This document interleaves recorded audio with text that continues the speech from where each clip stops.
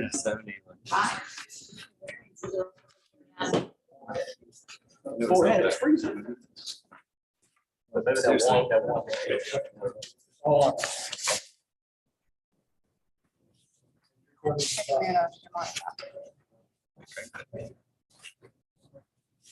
No, you have to get rid of the, got it. Hold that. Yeah. Will you go all the way away?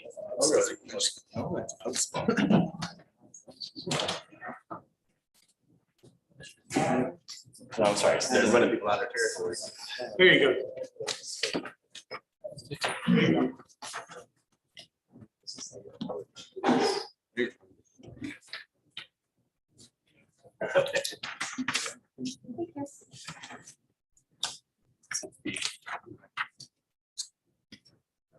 He's got 6 feet. That is super. There's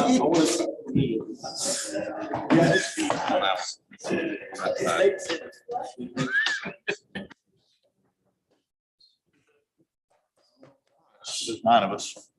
We can send someone else. We can send. He's good. Joey don't need one. He's I'm gonna super count sharp. on me Donnie, you ready? What did he say? He's a super sharp. All right, let's go ahead and, You're good. Huh? let's go ahead and get started tonight with the Centerton Board of Zoning Adjustments, May 17, 2022, with a roll call. Cody Davis. Here. Ben Lewis. Here. Alan Sessoms. Here. Amber Beal. Here. Jerry Harris. Here.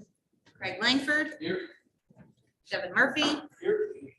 Joey Engel. Here. And Jeff Safeguard. Here.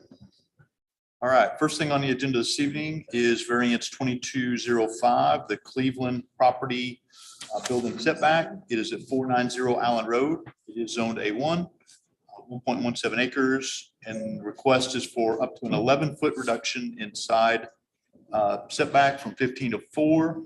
And is the applicant here to give us an overview? Would you step up and your name and then tell us what you're requesting?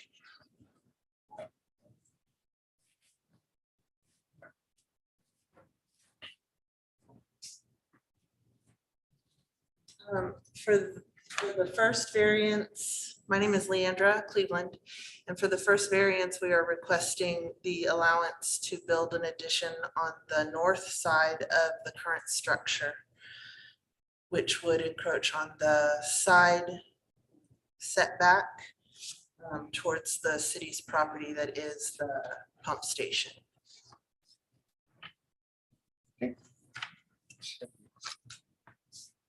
Donna, this is you. Give us a staff overview. So this property has a concurrent floodplain permit that is being looked at by Lorraine, the floodplain administrator. As you can see on the screen, the property is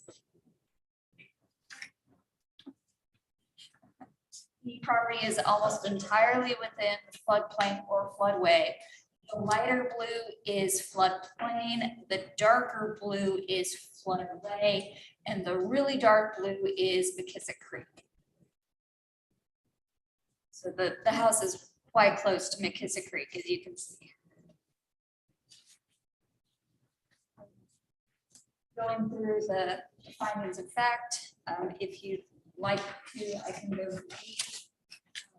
Generally speaking, the addition is on the north side of the house, furthest away from McKissick Creek. It is almost entirely outside of the setback. There's about half a foot that would be within the setback, but that is why the variance is being requested, as it is inside of the proposed setback.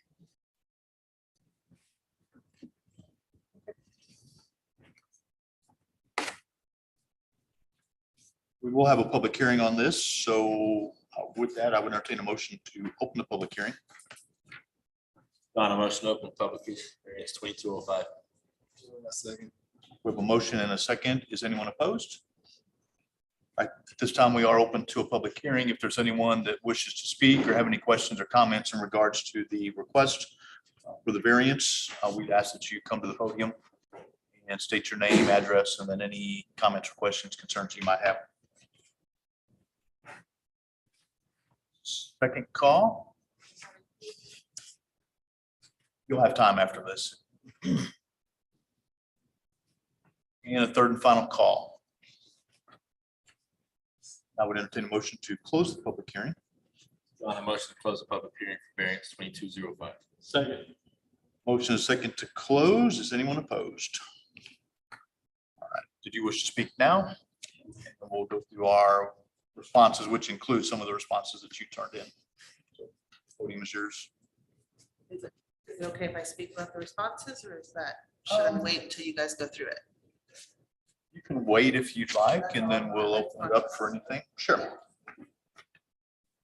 All right, we're going to go through 5 elements here that include both the applicant's response along with staff findings, and it will most likely generate some questions or comments from some of the staff as well. The first one is the preservation of intent, that the variance, if granted, is consistent with the purpose and intent of the regulations for the district in which the development is located. No variance shall have the effect of permitting a use in any district that is not a stated permitted use, accessory use, or conditional use of that particular district. And the applicant's response is granting the variance will not allow land use that is not permitted in the zoning district. Land use will continue to be residential. The staff findings, the agricultural zoning district is described as intended to provide for agriculture activities and to protect flood areas from development per Title 14.04.04R. Variance to allow additional development within a floodplain is not consistent with this intent.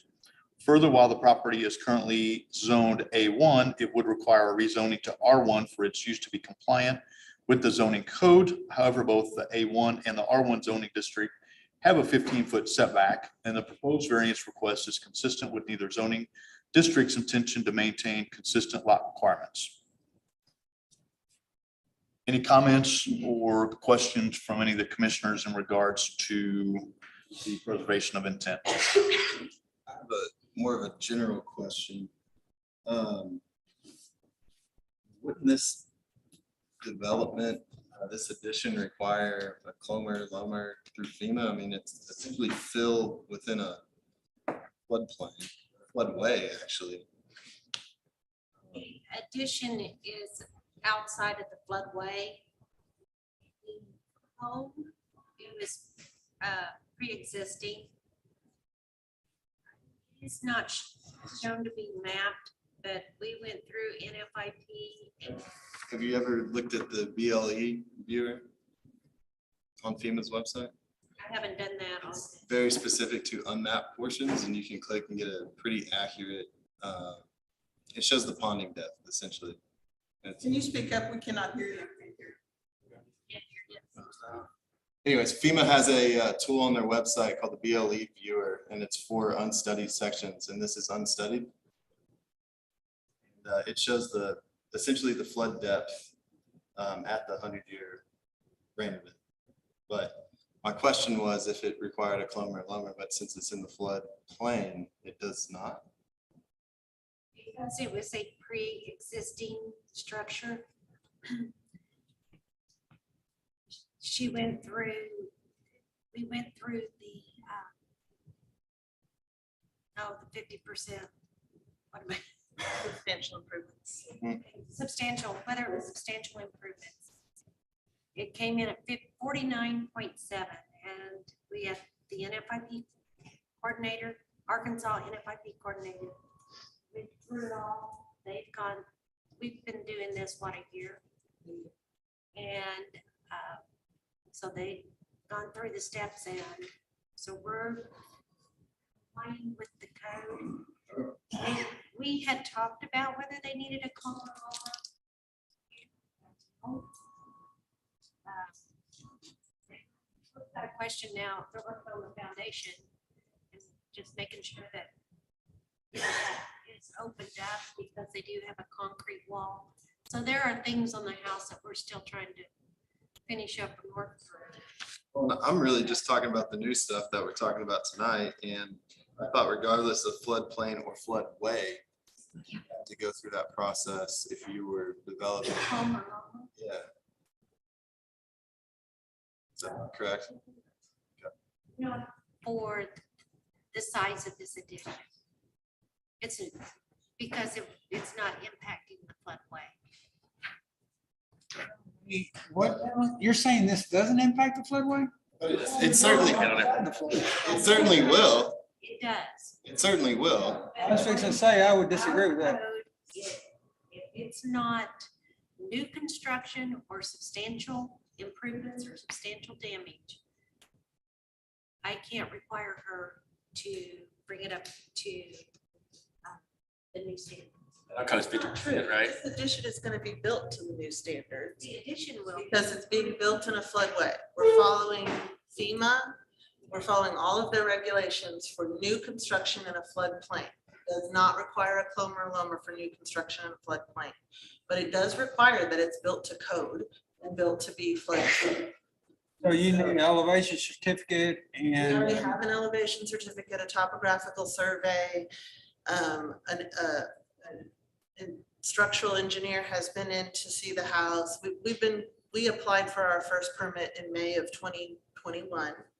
It has taken us this long to get through identifying whether or not we can even renovate the house. Substantial. So the substantial improvements, the 50% rule. But we did land on, if an addition was outside the floodway, it would be new construction in a floodplain still and would have to meet, it would have to be 3 feet above the base flood elevation. We know that. so the addition is 3 feet above Freeport. 3 feet, the lowest floor of the addition will be 3 feet above the base flood elevation. Yes. And according to FEMA, NYP, but bridge, and because the size of that of the addition, they didn't feel that it would have an impact or to require a loan. The house is already. The house? Way. Right, but you're adding existing or extra fill, which would displace water downstream. So that's why I asked the question, but apparently you've checked all that. Probably been through this. Also, Oh, yeah, I'm sure you have. It's not a fun process. I'm her mother and I'm gonna be living there, so that's why, as a concerned citizen as well, I'm not an owner, but I will eventually be an owner. Did y'all have any problems in the past few weeks with the? No. The, That was the house, the creek has been rerouted since the last flood claim on the property. So one of the comments is that the house has had substantial flood damage in the past.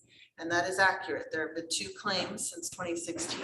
But since the last claim, the creek is rerouted so that it no longer, there's another picture in there. If you don't mind to scroll up to see the other picture. Yeah. The one that you. Yes, had that one, before. there. Yeah. That's the way it used to look. That creek used to be a pond in the front yard. And when that flooded, it caused damage to the house.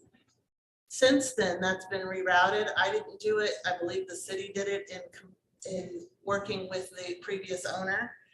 And it now looks like that. It has not, in the last 3 years, flooded or damaged the house. It flows up against the crawl space, which is why they're needing us and why FEMA would expect us to put holes in that to allow the water through the crawl space.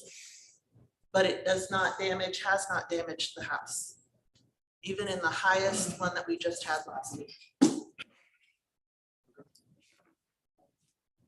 Has it flown ever on the west side or the north side of the house where we are looking to add this addition? It doesn't go that far. Additional questions or comments in regards to the preservation of intent? So talking specifically about we need to provide for agricultural activities and to protect flood areas from development. To me, that would in turn relate back to the requirements from FEMA, from our floodplain development permit, stormwater code. And if it meets that, everything works. Also, it's not supposed to be agricultural. It was annexed into the city as agriculture, but during the whole process, like it says there now, I didn't say that last night when I read it, but like it says there now, the R1 zoning, if we are to consider it as residential, it is not 100 acres, it's only 1.2 acres, something like that. And Minimum's 5, right? For one spot. Minimum 5 for what? For agriculture. So it's non-conforming. You go above. Gotcha. You didn't want to turkey farm it. I could put some chickens on the property that stayed agriculture, but that's not. That's not the plan. Gonna go to exceptional circumstances.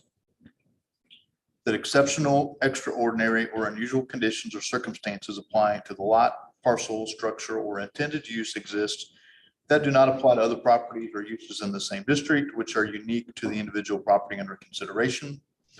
The applicant's response: the property is unique in that it exists within a flood zone. Also, a large portion of the existing main structure stands within a floodway. Changing the footprint of the existing main structure within the floodway would likely cause a rise in the base flood elevation and would therefore be prohibited by FEMA and the National Flood Insurance Program. This leaves the north side of the house, which is already built within a half a foot of the 15-foot required side setback, as the only viable location for the needed addition. Staff findings: the property exists almost entirely within either floodplain or floodway, while the south and the east are located within the floodway and the north is nearly abutting the setback. There does appear to be a small area that could potentially expand within the setbacks to the west. I would certainly say that it is unusual. It is extraordinary. I agree. We don't have these very often, but I think this one. I think it hits all of them, actually. But I think, you know, the rerouting certainly makes a little difference in my mind. But it's still going to be unique. It's still, you know, all the above. So I do think there are some exceptional circumstances in regards to this one. I'm opening it up to comments or questions from any of the commissioners in regards to that. I'm curious, I'm not seeing any elevations for the building. I mean, we should have admitted this, right, with elevation and all this stuff. I'm not comfortable passing, hey, just go build in a floodplain without any documentation or anything. I think it would be contingent upon, You know, right beside a floodway. Well, you can build in a floodplain. I'm not opposed to building in a floodplain, but there needs to be document certifications and all this, not just. Tony, I think approving this right now doesn't permit them to go do that. They still have other codes and requirements that they have to follow, and that, I think the elevations and all of that, and it sounds like they're well aware of. They're already submitted to the city. All we're asking is for encroaching on the setback and we're not getting special permission for building in the floodplain. We're getting special permission for the setback. I believe that the base flood elevation is 1217.9 and her finished floor elevation is 1280. And What, 18? 1218. Yeah, 1218. Okay, 1218 on the existing house, and then We're a tenth above it on the existing floor as 21. it stands, but we're already raising it as a part of our correction because it's tilting in the direction of the creek. So it will even be higher than that when it's finished.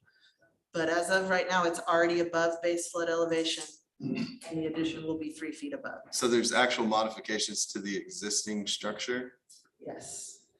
It is presently not habitable because there are things that need to be done in order for us to move into it.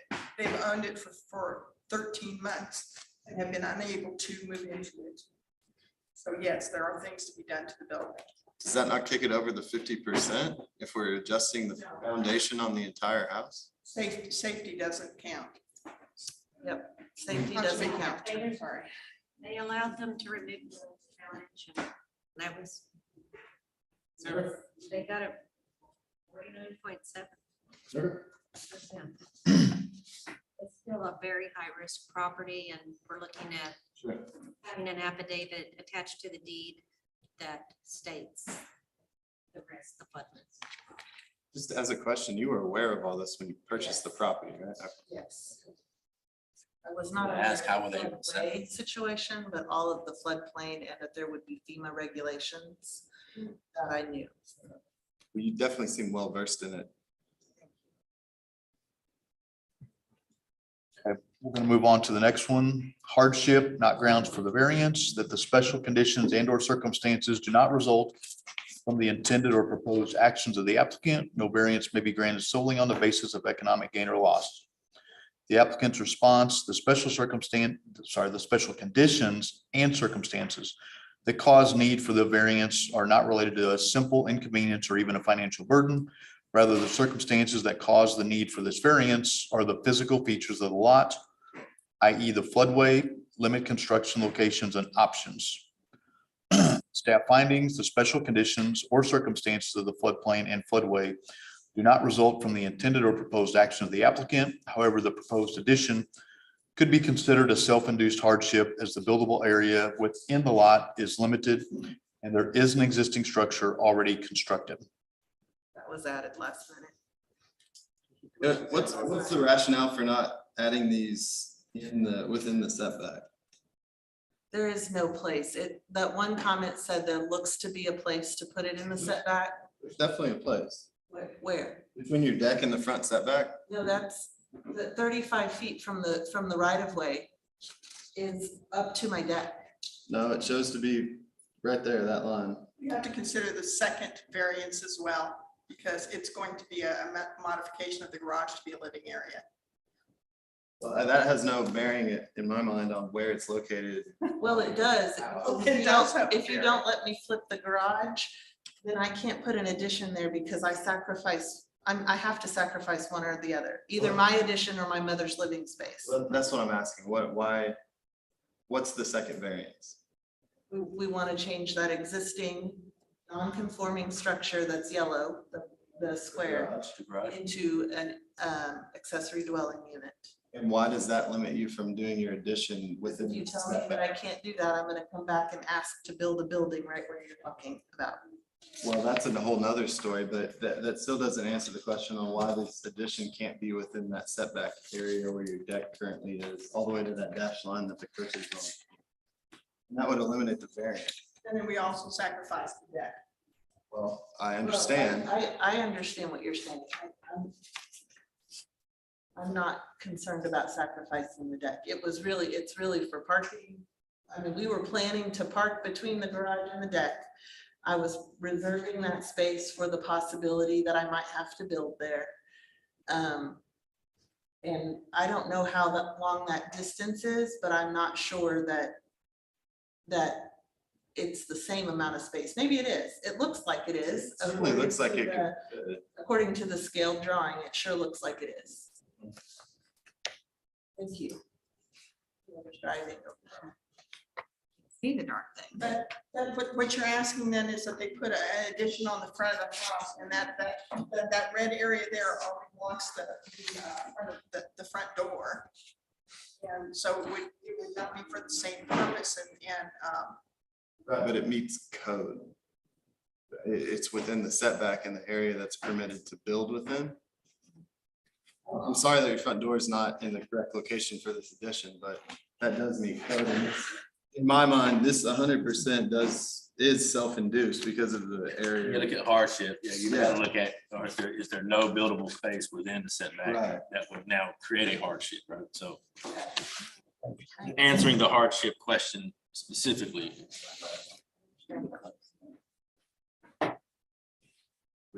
how do the sizes compare? I can't tell what's happening. The distance from here Wrong box. to here is pretty much the same as this. According to this, is 1.43 inches, which obviously does not change to real world distance, but that kind of gives you an idea. They are the same. And then Where's the front door located? Can you know that Can you it's scroll up into the pictures? Where you've got it the way it's mixed up there, maybe it doesn't block the front door. I'm not. I'll go to a photo here in just a second. I want to. I can't tell, but I think based on the other drawing that the front door is split by the floodway. Is it the floodway? It's split. And this is much deeper. Hmm. Yeah, I think the front door is just left of that floodway. Plain. Okay. Just barely.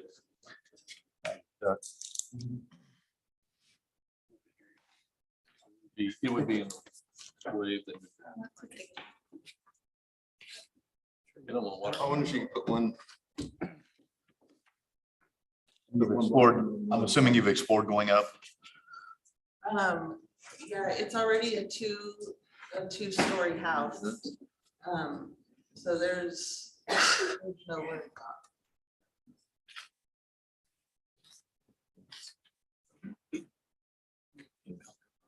That means, that way. excuse my random measuring in the middle of a tree. How old that tree was. Put on. But you could put them both. You could, instead of having it long ways, you could You put could them back to back. sideways, yeah, Have an L. you could do that too. There we go. Right there. I didn't bring me a pen tonight, so. If you're looking for the front door, you can see it on the photo that's attached. Small area it does have. Yeah, that's a good picture. Right next to the tree. You're right. There's the front door. I just opposite to me. I'm just, it's not my home. It does look offset to the north side. I wonder, and again, we haven't considered the next variance yet, but I wonder if it gives connectivity long-term. We're just talking I about. just said that you could move the garage to the house. Yeah. Have you considered? I can't connect the garage to the house. That would cause substantial. That'd be more than 50%, right? It doesn't have to. It seems like an inch. She's done her homework. I'll give you that. I'll give you that. I mean, But is it Don't 50? connect it. Just don't. 50%? Leave an for inch each in between. Application? So you do this and then you. No, it's by structure. Each structure is its own standalone value and calculation. Okay. So the garage will be already substantial improvements. We already know that because that structure isn't worth as much as we're putting. When you connect it, they're It's one separate right structure. now? I got you. But you can leave an inch in between. A walkway. Yes, but that would be variance, right? Yeah, that would be a We'd variance be between asking two for two buildings. residential structures to be side by side. With no space in between. Okay. I don't disagree from a hardship perspective because there are options. As we've discussed, I mean, whether it's a building as it, in the location that would not require the variance. But we have other things that we need to consider as well. So does anybody have anything else, any other comments or questions in regards to the hardship? The next thing we need to consider is the preservation of property rights. That literal interpretation of the provisions of this ordinance would deprive the applicant of substantial rights commonly enjoyed by other properties in the same district under the terms of this ordinance. The applicant's response: owners of similar homes in Centerton situated on an acre or more of land would easily be able to expand the footprint of their homes as needed without requesting a variance. In our case, we cannot expand without a variance due to the uniqueness of our property with regards to the floodway. The staff findings: floodplain and floodway are regulated by FEMA and other federal regulations with local officials are obligated to follow. Other properties with floodplain and floodway face the same regulations, no matter their size. Should this structure be substantially damaged, it is unlikely that it will be allowed to be reconstructed within the floodway without extensive requirements.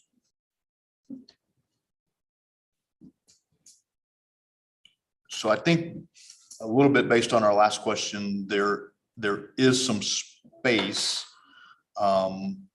that would not require the variance, which in my mind also plays a little bit into this particular part. But I'm open to any comments or questions from any of the commissioners in regards to that? I see it the same way.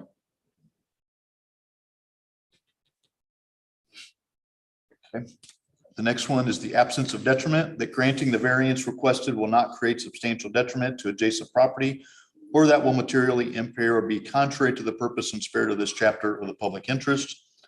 The applicant's response: the granting of the variance would have no effects on adjoining properties. There are only 2 adjoining properties that exist. To the south and the east of our property is a large 25-acre parcel with no existing structures. Currently, this parcel is home to cattle, and regardless, we're not asking to expand to the south or east. To the north and west of our property is land owned by the city of Centerton. To the north specifically is a waste lift station owned by the city of Centerton. The distance between our property line and the actual lift station structure is approximately 200 feet. The space between our property line and the lift station structure is unused land, much of which is wooded.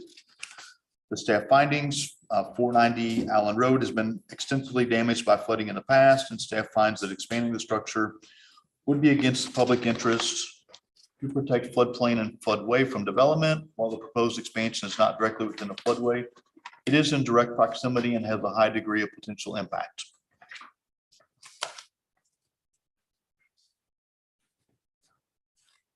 I would agree to some extent to the fact that the property they're asking to get closer to is a lift station, and there's a good chance it's going to remain a lift station. But then on the other hand, we do have the flood situation that we need to consider as well in regards to this. So I mean, I think regardless of how you look at it, there is impact. There's gonna be fill in a floodplain that has potential downstream impacts. However, if this structure were within the setbacks, we would not be seeing this variance right now, and it would conform to all requirements from FEMA and the city. So I think there's a couple different ways to look at this. But if we did not have this variance and they were building inside the setback, you would still have that water displacement. because you're Exactly. Adding fill to it. It doesn't change the outcome regardless I'm of where saying. you put the building. That's what I'm saying. anything else from any of the other commissioners?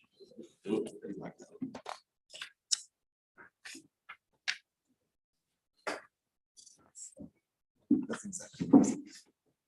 Anything else from staff before we consider this variance? Anything else from the applicants? Other than I'm not opposed to putting the addition on the front unless you don't let me convert my garage. If I can't flip my garage, I have to have that space because it's the only space I can fill in place for my mother. I'm handicapped, I need her to be with me. So that's why we bought a property that we could live together happily. So, that we desperately need. We can live together happily. because right now we're not living together happily. We table this and wait for the other variants to see what impact that may have. I'm okay with that. Does it matter?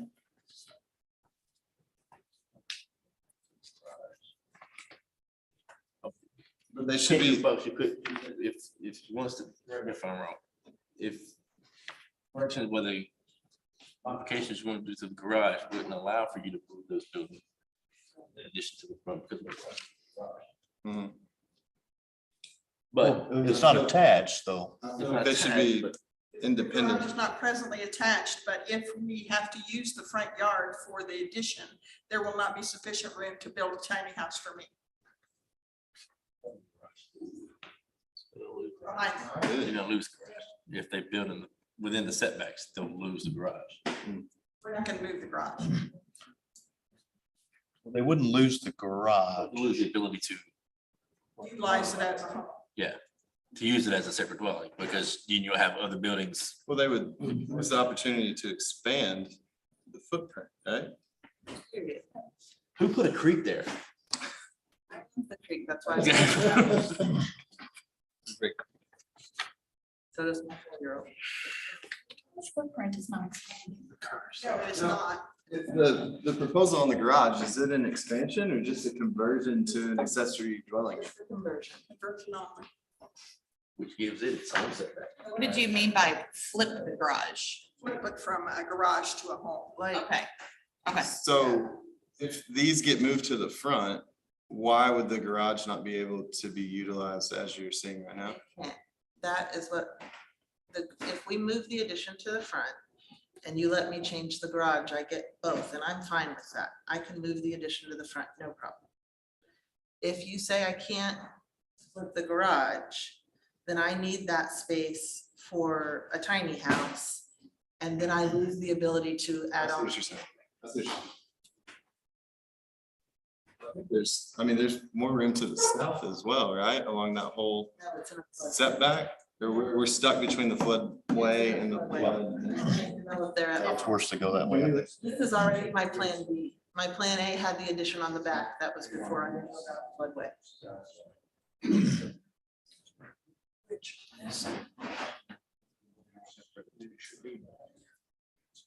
Your two buildings that are going on the north there, it said a shop and It's really just one attached. with a wall between.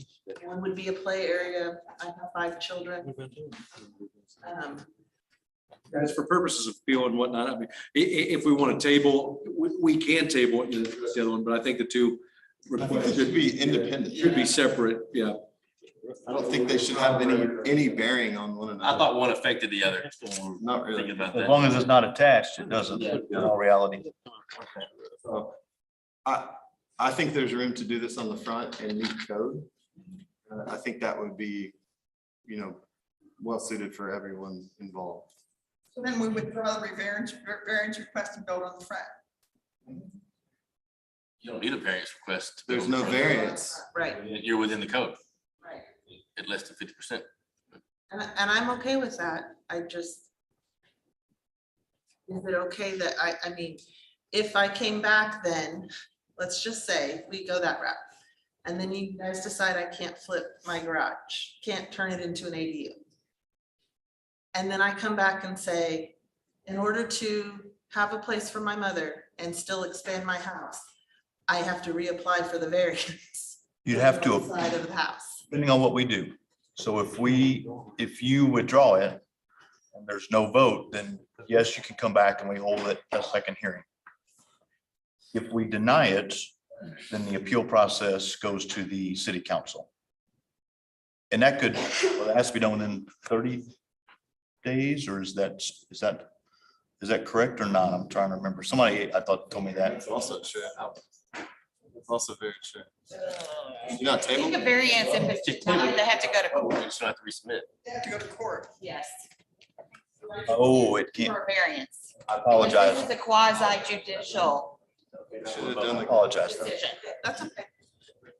So if I table it, it can be tabled until the next meeting or until after you decide the other variance?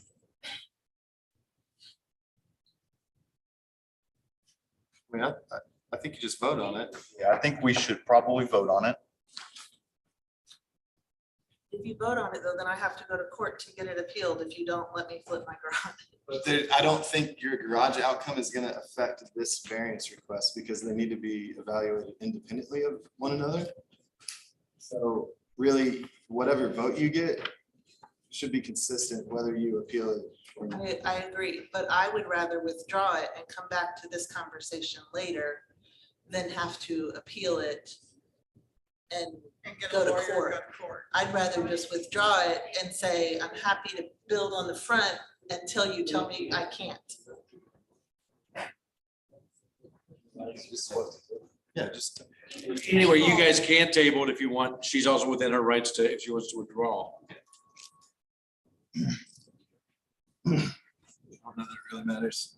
One way or another, right? Do you wish to withdraw it from our consideration this evening? Come back to it tonight. Because I don't know that, bring it back tonight, it's probably something that you bring back next time. Okay. And if we bring it back next time and we assign a date, then you don't have to do the public. Because we've already assigned a date. Okay, and so then I would just resubmit the application and pay the. No, it's tabled, you've already tabled, you're just gonna write that. You've already done all that. Well, I would prefer you just table it then. That would be my preference, but I'll do what. Planning.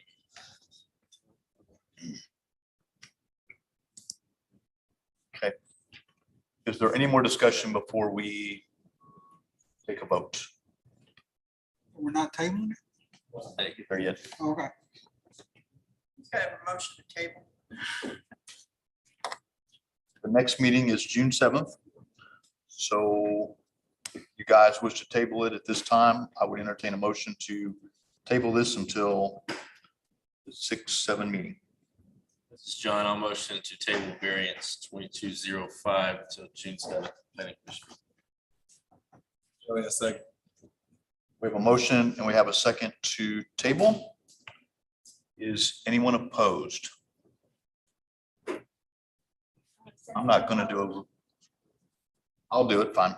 So we'll take a vote. Since it's a, Okay. please. Tony No Davis, offense, Donna, sorry. Ready? Yes. Tony Davis, And this is vote to table. This is- Yes. Ben Lewis, Yes. John Sessoms, Yes. Amber Beal, Yes. Jerry Harris, Yes. Craig Langford, Yes. Devin Murphy, Yes. Joey Engel, Yes. Jeff Safar. Yes. All right, next on the agenda this evening is a variance request 2206, the Cleveland property. Building setback, this is at 490 Allen Road. As a reminder, it's zoned A1, 1.17 acres. They're requesting up to a 23-foot reduction of side building setback from 25 feet to 2 feet and up to a 34 feet reduction from front building setback from 35 feet to 1 feet. The setback change from one to the other. I thought it was 15. This is the front. Side setback and front setback, yes. Side Yes. is 15. That's 25 to 2, it's 15 to 2. That may be a typo.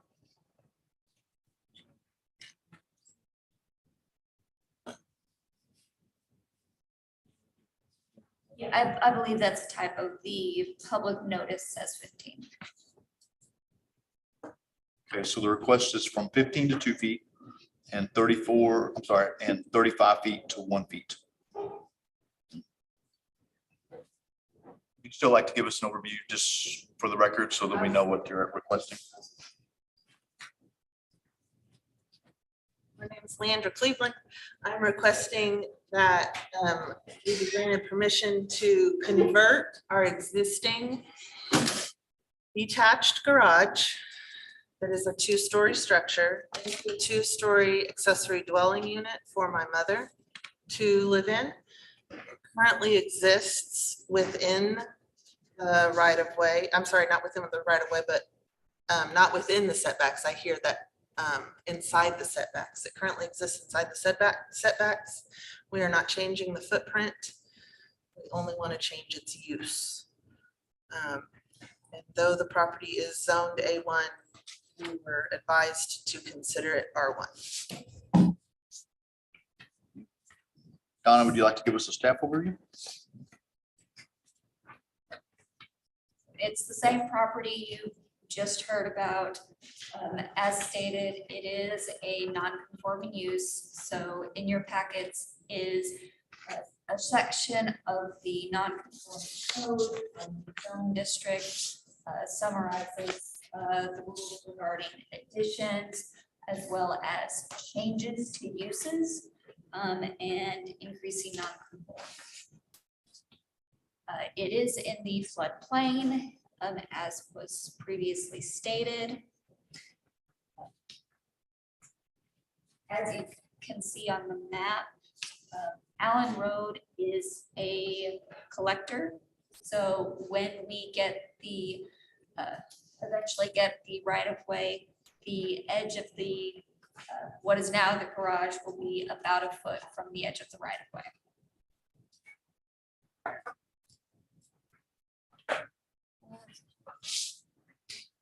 There are some photos included here for you to see where the garage is. Chance to go look. It is on the north side of the property, so it is further away from the creek. It is very close to the fence. The lift station. You have any questions or anything from the findings of fact? There residential up there already or previously? I'm sorry. Is there residential up there previously? It was built to be I mean, it's got a barrier, a moisture barrier and a level that was going to be residential but never finished. Although I think he was doing it without permit. Likely. We are under the impression Just that being there were no honest, permits. the previous owner did not go through this. Just did what they wanted. How old is it? The house was built in 1983-ish. There's no real documentation of when it was actually built. The garage. It is post-firm. We don't have history to know if the garage, we know the garage existed when the city annexed the property. It did exist on the 2013 Google Street View. Right. I can say that. It's been there as long as I can remember. At this time, we need to open up to a public hearing, so I would entertain a motion to open the public hearing. Mr. Craig, I'll make a motion to open the public hearing for variance 22-06. John, second. Motion and a second. Is anyone opposed? At this time, we are open to the public. If there's anyone that wishes to speak or have any questions or comments, please come to the podium. We do ask that you state your name and address and any comments, questions, or concerns. That include the proposed resident. I mean, I guess if you'd like, absolutely. I'm not used to being quiet. My name's Bobette Joyner. I'm her mother, and Leandra's mother.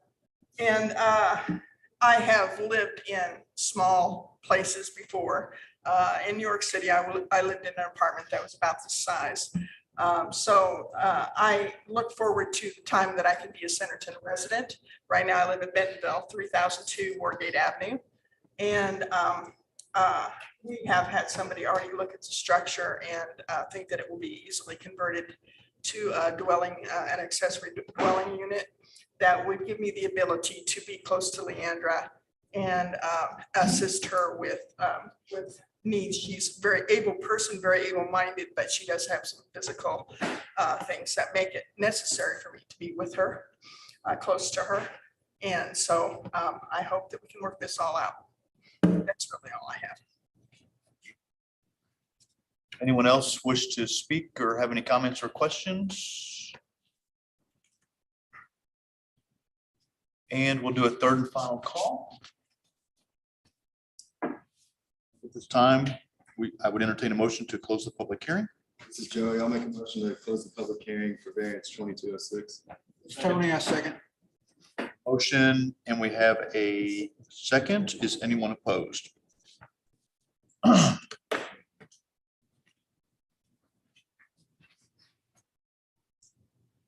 This time, we will go through the findings of fact.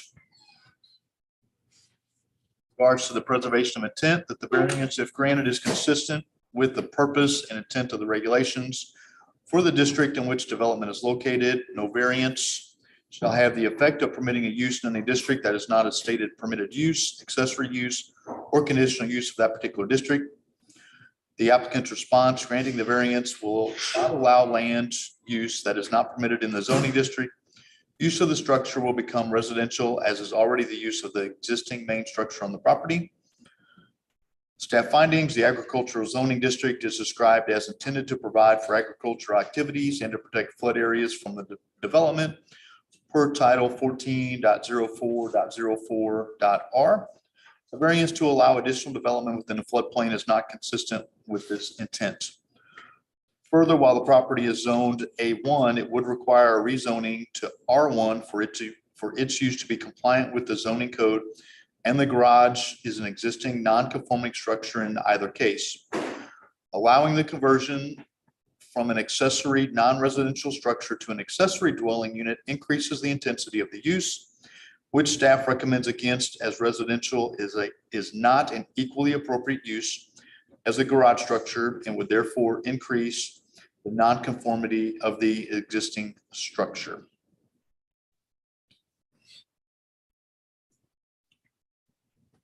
I will open it up to comments, concerns, or questions from any of the commissioners.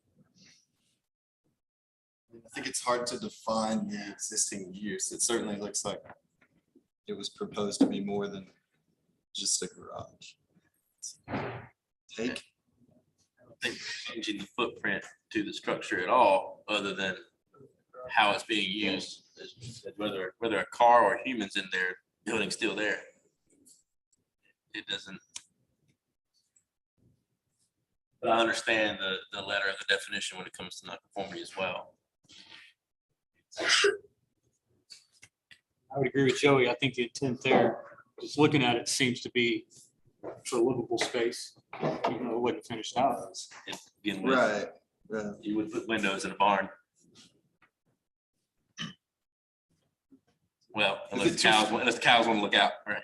Currently, is it 2-story? Yes. And Yeah.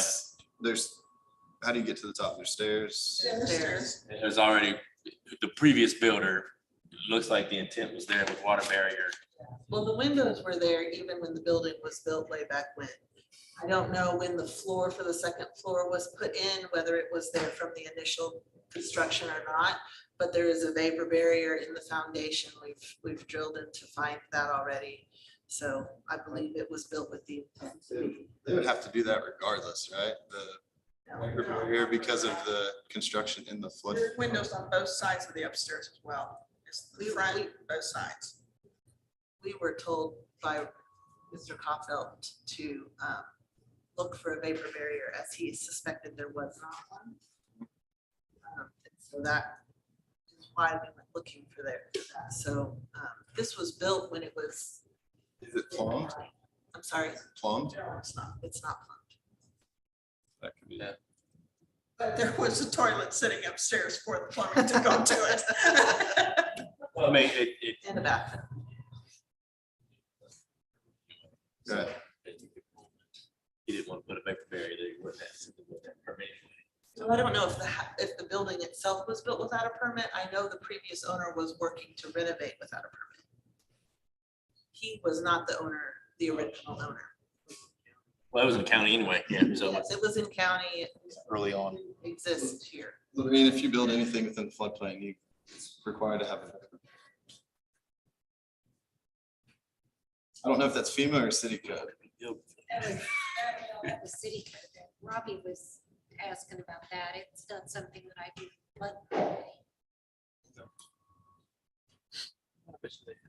Robbie did note that any structure less than 5 feet from a property line would require a 1-hour rated assembly with no openings.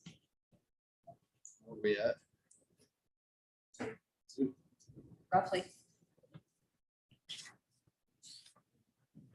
Okay. Let's go to exceptional circumstances. That exceptional, extraordinary, or unusual conditions or circumstances applying to the lot, parcel, structure, or intended use exists that do not apply to other properties or uses in the same district, which are unique to the individual property for consideration. The applicant response, the property is unique in that a large portion of the property exists within a floodway. New construction within a floodway is prohibited by FEMA, and therefore a location for an accessory dwelling unit on the 1.19 acres is limited. The staff findings, the property is substantially covered by floodway and floodplain. That does limit buildability within the parcel due to the proximity of Allen Road, a minor collector. If the existing garage location is converted into an ADU, the city will be allowing a residential accessory structure approximately 1 foot off of the right of way of a major thoroughfare and within 2 feet of the city's lift station property line.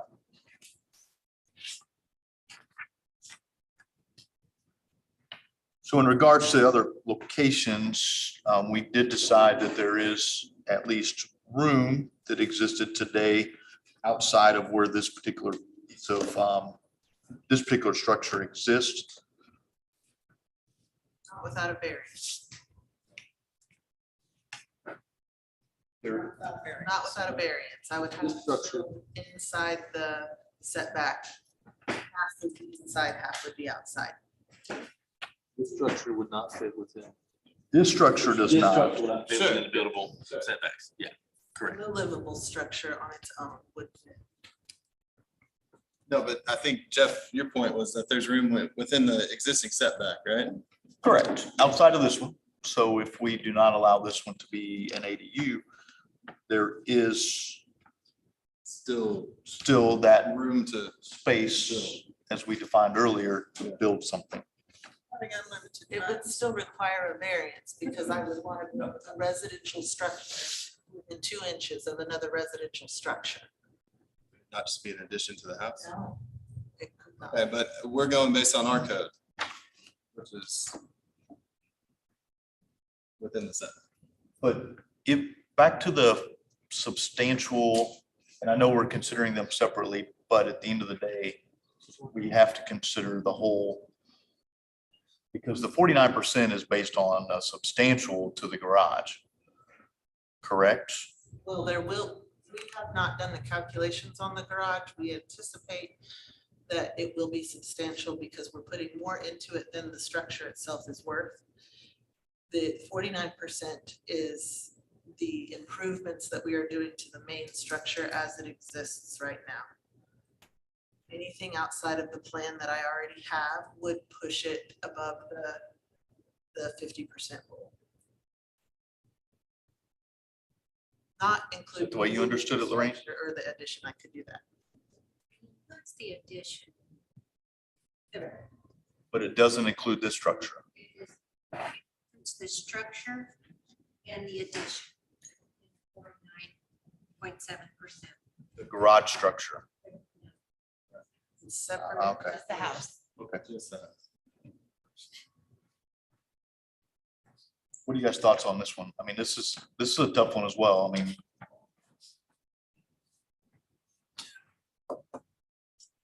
Number one, the 1 foot is obviously a concern. The right of way? Yeah. Yeah, I mean, I don't think that's in the best interest of the city at all. I think that, Looking at the GIS, there seems to be no other potential conflicts within that area. Looking at the property specifically, there are exceptional circumstances that apply. That others don't have to deal with in that general vicinity, general area. I agree with When the that. structure was built, it was not part of the city. We made it part of the city at some point. in as it I don't know, I think overall, I think that the 1 foot would be there regardless. Whether the structure is updated or not, you're still gonna be in that right of way Sure. with the current structure as is. Overall, Jeff, you said put the whole picture together. I think she's trying to improve your property that's otherwise unimprovable. I Right? agree with that. Very difficult. I mean, you're trying to make the best of what you got. I don't know if that said the right thing, which, you know. I think the question is hardship, right? Not on this one. This is just exceptional The circumstances. circumstances are, obviously, yes, I think that's the first time we've ever said yes to an exceptional circumstance. It's different. It's different. Any additional comments or questions in regards to the exceptional circumstances? Okay. I'm not sure the 1 foot off the right of way belongs in the exceptional circumstances category. I'm thinking that after you said it there towards the end. So next is hardship, hardship, not grounds for variance, that the special conditions and or circumstances do not result from the intended or proposed action of the applicant. No variance may be granted solely on the basis of economic gain or loss. The applicant's response, the special conditions and circumstances that cause need for this variance are not related to a simple inconvenience or even a financial burden. Rather, the circumstances that cause the need for this variance are the physical features of the lots, i.e. the floodway, limited construction locations and options. The staff findings, the floodplain and floodway do not result from the intended or proposed action of the applicant. I mean, at the end of the day, the floodplain, the floodway, the parcel property creates what I would consider a problem. We also have to think about the fact that, I mean, the applicant didn't create the problem from the beginning, in a way. But also as they were going through the process, had to understand what all was involved as well before they came before us this evening. And so I would open it up to comments or questions, concerns from any of the commissioners in regards to the hardship. If you look at it black and white, it says that the circumstances do not result from the intended or proposed actions of the applicant. In my mind, that's certainly why we're here tonight, because we want to convert it to a ADU. Wouldn't every variance then be that way? Every single variance be the proposed actions of the applicant? Not all the time. Everyone that I read when I read the last year's worth of meetings was because someone was proposing to do something like. In a lot of cases, it is, yes. But there's also a case to be made about the hardship is the floodplain on the lot. Correct. Yeah. Correct. Any other comments or questions in regards to the hardship?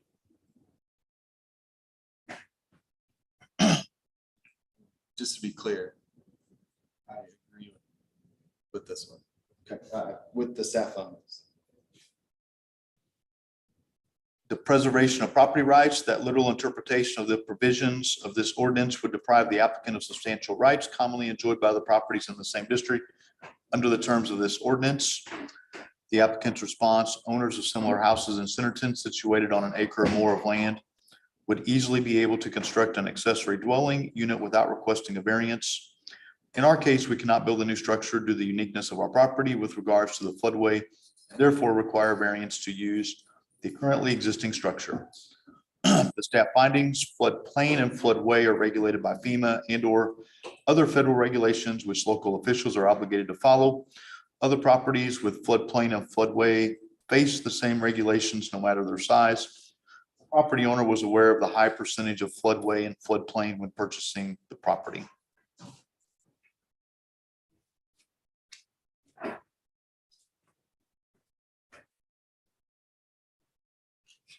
In my mind, the waterway existed. When the property was purchased, we have a non-conforming structure that already exists, regardless of whether it's A1 or R1, correct? The structure is already non-conforming. A1 and R1 have the same setbacks, so whatever zone it is, it doesn't matter. That's the use of the land, yeah. So we kind of go back to the FEMA and the other regulations, you know, in my mind, when it comes to the property rights. And I mean, there's been a lot of work that's been done in regards to them. They're not asking to move the structure to the floodway or I mean, they're not going to change it on the property in a way, right? So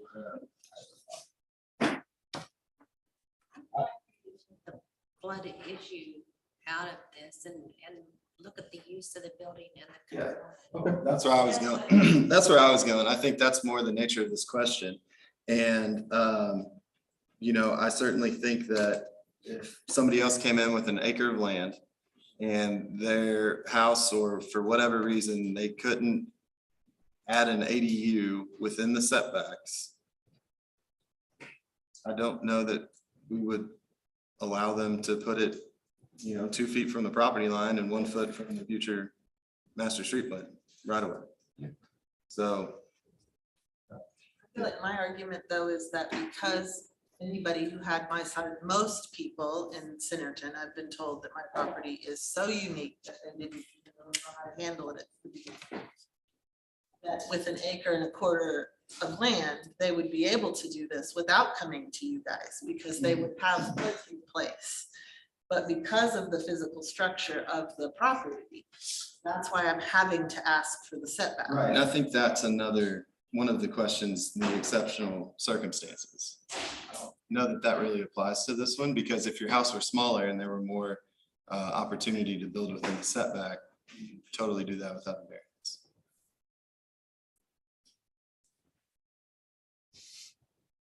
So it's almost like we're trying to put too much on here, even though it is existing non-conforming, What? too much structure. Even though you have an acre, you only have so much buildable land there that's Right, and that's- outside the floodplain, and that almost captured all the buildable land it's safe to build on as it sits, you know what I mean? So you very little leeway, obviously, yeah. Again, I think the floodway, floodplain goes back to question number 2, exceptional circumstances. Like you said, we hardly ever get one exceptional circumstances. This is it. But the preservation of property rights, that question specifically, Yeah. we would probably not allow it to be done if you take the floodplain consideration out. Just look at the. Yeah, parcel without, we black would and say- white. we would say no. Yeah. Or if someone, if this was an empty piece of property and they came in and wanted to build in this way, would you? Right. I don't think so. Yeah, but then you'd have. We'd have an exterior use. Well, that's the zoning, you can ensure that safety. But would you let them build Outside of the setback. outside the setback? That's what I'm saying. Just this question alone, like not tying it to the other questions. Right. The other one is if it was in the setbacks, again, because it's an existing structure. Would it have mattered to increase the density by having that be an ADU? There are requirements for ADUs to be in the back, but with it being in the garage and an existing structure, that's the other part. Like if you're taking the floodplain out, looking at this, just the setbacks, and it's an existing structure, upgrading it to being. So it's the, now look at the preservation of use, lot property rights. If it wasn't where it was, would you do it? So it's the setback variance and the upgrading for this one, for the both. For a new structure, I think it'd be easy. No, it wouldn't be able to put 1 foot from the right of way because it's there.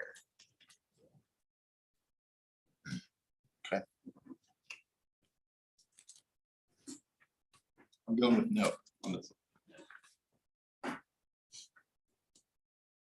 Any additional questions or comments in regard to the preservation of the property rights? And the last thing to consider is the absence of detriment, that granting the variance requested will not create substantial detriment to adjacent property or that will materially impair or be contrary to the purpose and spirit of this chapter or the public interest. The applicant's response, the granting of the variance would have no effect on any adjoining properties, as we are not asking to change anything about the footprint or location of the currently existing detached garage. The encroachment on the setbacks already exists and existed previous to the property being annexed by the city of Centerton. To the north side and street side of our property is land owned by the city of Centerton. To the north specifically is a waste lift station owned by the city of Centerton. The distance between our property line and the actual lift station structure is approximately 200 feet. Between our property line and the lift station structure is unused land, much of which is wooded. The staff findings, due to the proximity of Allen Road, a minor collector, if the existing garage location is converted into an ADU, the city will be allowing a residential accessory structure approximately 1 foot off of a major thoroughfare when the road is expanded per the master street plan. In doing so, the structure will potentially block future utility relocations along the east side of the road as the road expands to meet demand. I don't disagree with the staff city findings in regards to the concern in regards to the future streets. I do know there was one other that I can remember along Main that we did not get approved because of where it's at in regards to the Main Street. So when I do think about that That's kind of my stance on this one, but I'm certainly open up to any questions or comments from any of the other commissioners in regards to the absence of detriment. What was the outcome of that previous variance? Because I thought it was no. Did it get appealed and I don't know. returned? I don't know. But that's the only one that I really remember that was kind of that roadway discussion, you know. But I totally agree with you, Jess. How does changing the use have any impact? That was my question. It's an existing structure. Structure, but it's non-conforming. And if you look at it as a residential ADU, and it's a more intense use. Sure. Where in our code, it states that it needs to be of some equal use. You know, it could be, what else, a garage could be used for, shop. That, you know. It's still gonna be there. It's not going to affect the detriment that's listed there. Is not going to change one way or the other. Well, and that was my question. If it's an existing nonconformity and the right of way is dedicated, is there a case to have that building Because if demolished? something to be built and they put a lot of money into it, I mean, should that have to be? Right, so if they've got to put new utilities and whatnot in it. No, I totally get The city that. retains me to condemn it. Arguably, it costs the taxpayers more money. But would you not have to condemn it in the situation that in the existing condition? Well, no, it would be condemned regardless. The question becomes, what do the taxpayers pay for the Cost property? to the taxpayers, yeah, and I 100% agree with that. And then one of the items also with the non-conforming use in code does say increasing non-conformity. No such structure may be enlarged or altered in any way which increases its non-conformity.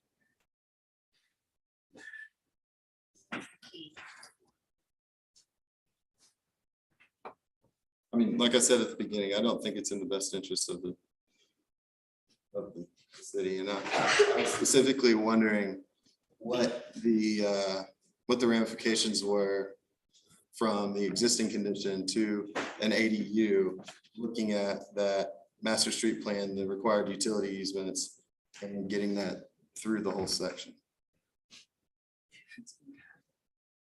So are you saying that if the street is expanded according to the master street plan, then the intent would be to condemn, take and knock down the garage as it exists right now? That very well could be the case. It's too early to say that, but it's certainly a possibility. I know if it was an RDOT project, Arkansas Department of Transportation project, and it were that close to the right of way, yes. Why, The being a city street, that might be different, but I know RDOT would say no. They would have to purchase the property. If they did that, they would compensate. And so if we flip it, they would have to compensate more. Arguably, I mean, this is completely speculative at this point, so I mean, truly, we don't know. Maybe it decreases the value of the property, but I think that's typically what we're looking at. And one of the concerns we would have is this may cause the citizens, they have to spend more money to widen that road. I mean, there's no room for sidewalk, obviously no room for Right. utilities. Yeah. Sidewalk would be 2 feet or 3 feet in front of that garage. It's 1 foot outside of the, yeah. 2 foot inside would be 3 feet right off of There'd it. be no existing driveway. Right. whatsoever.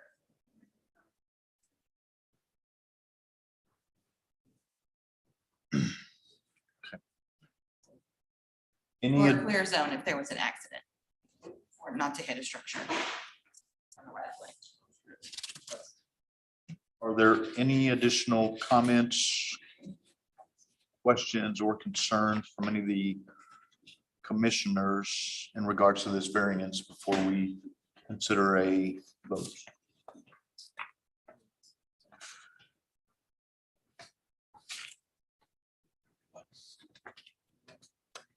Anything else from the applicants?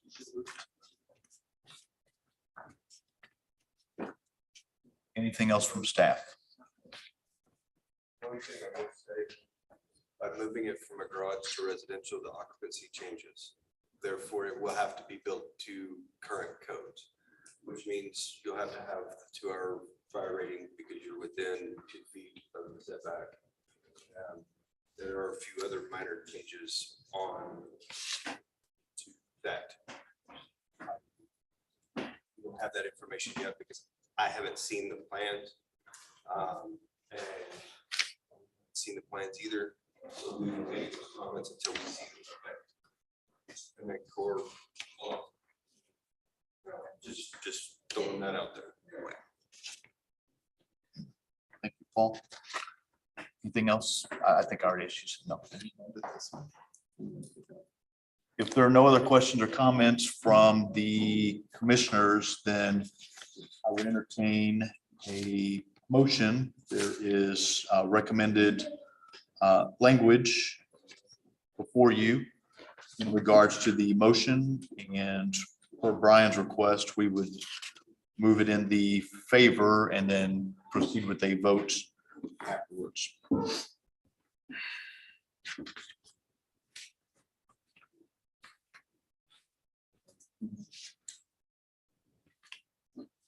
Are you guys entertaining? Yes. John, I motion based upon the conclusion of each of our findings, and I move to grant the request by Patrick and Leandra Cleveland for up to 13 feet encroachment and require 13 feet side building setback and up to 34 feet encroachment and the required 35 feet front building setback from the plan RFW for an existing garage structure to be remodeled as an accessory dwelling unit on PID 06001001650008 1.17 acres zone agricultural A1. Joey, a second. We have a motion and a second, and we will take a roll call vote. Tony David, Glenn Lewis, No. John Sessoms, Yes. Amber Beal, Yes. Jerry Harris, No. Craig Langford. No. Devin Murphy, Yes. Joey Engel, No. Jeff Sifar. Yes. Unfortunately, it did not pass.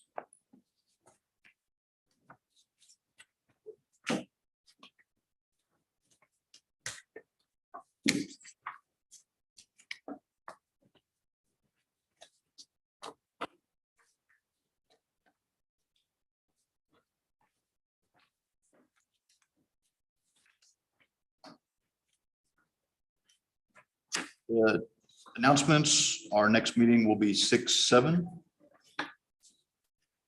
And with that, I would entertain a motion to adjourn the Board of Zoning Adjustments meeting. Motion to adjourn. John, second. We have a motion and a second. Is anyone opposed? Next, we'll move on to the City of Centerton Planning Commission meeting of May 17th, 2022 with a roll call. Tony Davis. Here. Glenn Lewis. Here. John Sessoms, Here. Amber Beal. Here. Jerry Harris. Here. Craig Langford, Yes, right here. Sorry.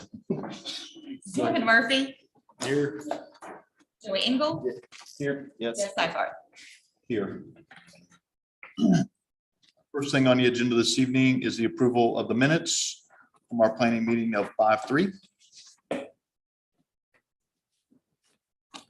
John, I motion to approve the planning minutes from 5/3.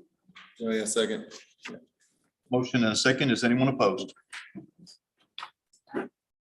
There is one ratification of the admin approval. Are there any questions or comments on any of the approval? If not, then I would entertain a motion to approve the admin approvals. Joey, I'll make a motion to approve the administrative approvals. John, second. Motion and a second. Is anyone opposed? All right. Under new business, we do have a couple of public hearings this evening. The first public hearing is rezone 22-10, the Clam property at 14044 LC Hickman Road It's A1 to R1 requests, 1.52 acres, and residential estates, 3.47 acres. The owner is Matt and Tara Clam. And Craig has informed me that he will be recusing himself from this one this evening. Is the applicant here to give us an overview?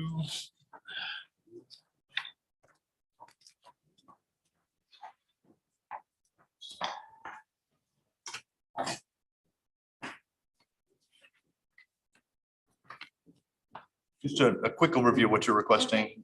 Basically, we are just Sorry, requesting. name and address. Sorry, Thank you. Tara Clam, and the address in question is 14044 LC Hickman Road. Thank you. We're just requesting, we already had a lot split approved, but the zoning had to change from, I believe, A1 to a residential estate for the larger portion of the acreage and low density residential for the other portion. We are planning to, we already started the building process on the larger lot, and my friends who are buying the smaller lot and planning to build a home as well. Thank you. What you need. Eric, this is you. I request to build to rezone 5 acres. 3.47 acres being from R1 to RE residential estate. 1.52 acres from A1 to R1 low density residential. Property is located within Centerton city limits on the address 14044 LC Heckman Road. The intent is to sell the 1.52 acres of rezoning and build a single family home on the 3.7 acre tract, 3.47 acres. Property is accessible via access easement from the southern property line to LC Hickman Road. As a major collection.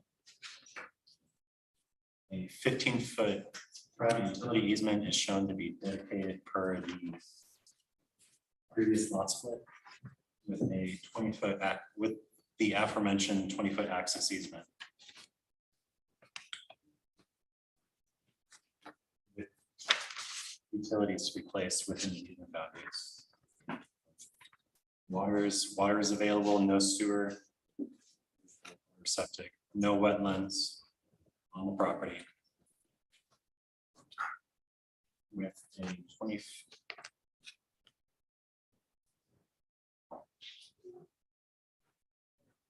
Detention pond is located on adjacent property and is approximately 20 feet from the 20-foot ingress egress easement. Will require a wetlands assessment. And the surrounding zoning is A1. Which does not really have any effect, which the proposed rezoning would not have any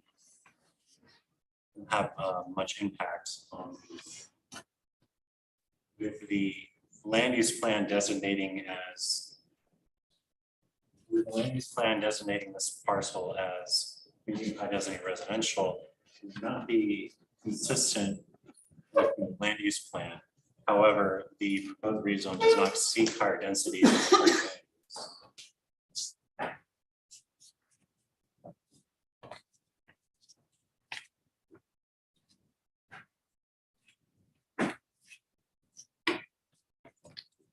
Jerry. All right, this time we will open it up to the public. So I would entertain a motion to open the public hearing.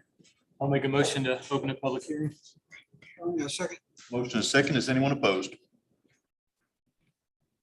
All right, this time we are open to the public. If there's anyone that wishes to speak, have any questions or comments in regards to the rezone request of the Clam property, we ask that you come to the podium and state your name, address, and then any comments, questions, or concerns. Second call. And third and final call for anyone that wishes to speak in regards to the rezone 2210 of the Clam property. This is Joey. I'll make a motion close the public hearing for rezone 2210.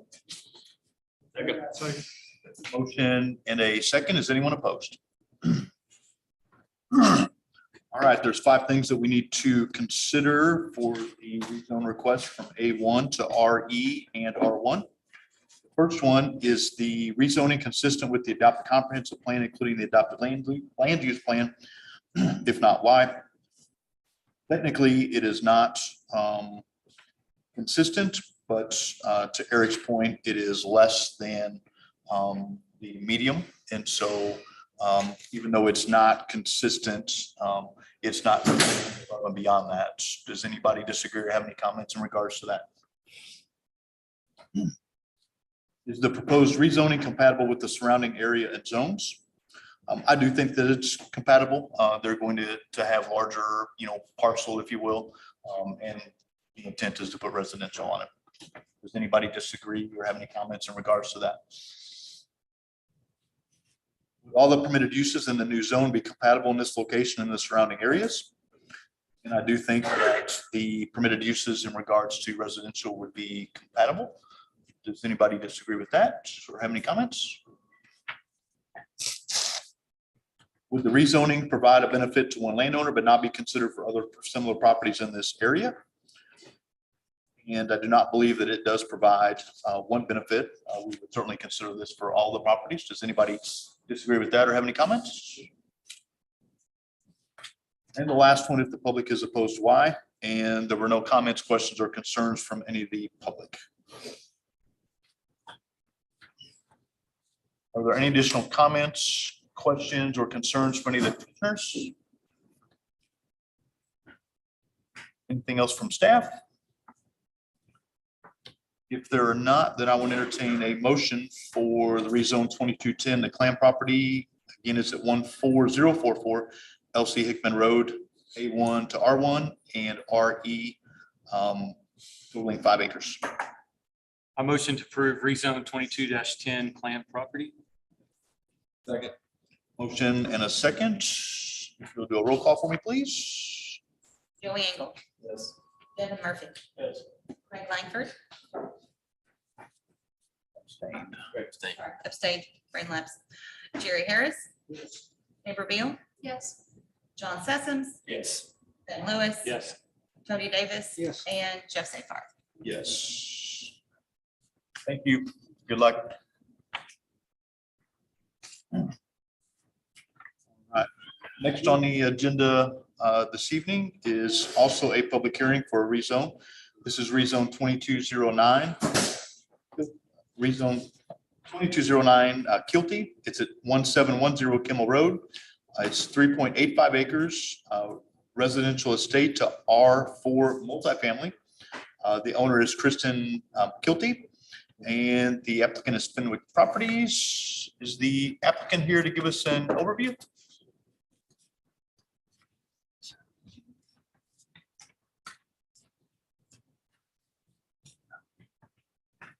Isabel Lane with Fenwick Properties, 1710 Kimmel Road.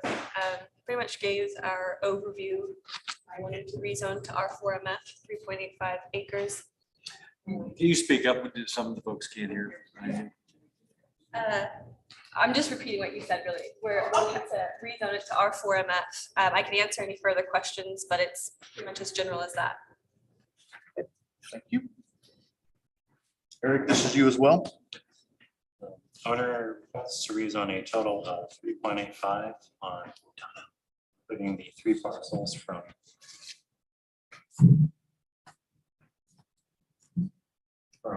residential estate to R4MF high density multifamily residential. The intent to develop 2 multifamily apartment buildings, approximately 22 units each. Parcel has their street frontage along Kimmel Road, the right of way. Improvements and right of way dedication will be determined with preliminary plat submittal. A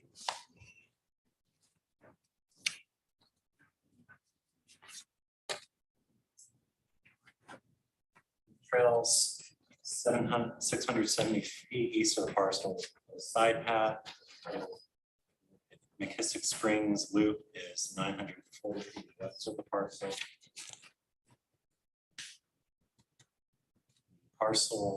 Parcels have direct access to existing water on the road. The nearest sewer line is 100 foot east of the subject property. According to the U.S. Fish and Wildlife Services National Wetlands, a riverine is showing across into the southwest part of the property, which will require a wetlands assessment. FEMA flood map shows a significant southwestern portion of the property is within zone AE, as well as a regulatory floodway. Surrounding zoning, there is R3D medium high residential duplex zoning located adjacent to the northeast side of the property. West of the property is A1 agriculture. R2 medium density residential subdivision is located 110 feet southwest of the subject property. Parcel 950 feet northeast, zone R4 MF. C2 parcels are located north and southwest of the subject property. Park is located 700 feet from the subject property along Kimmel Road. The requested zoning may be considered compatible with surrounding zones. For the adopted land use plan, the parcel is located on an area designated as medium high density residential. For the comprehensive land use plan,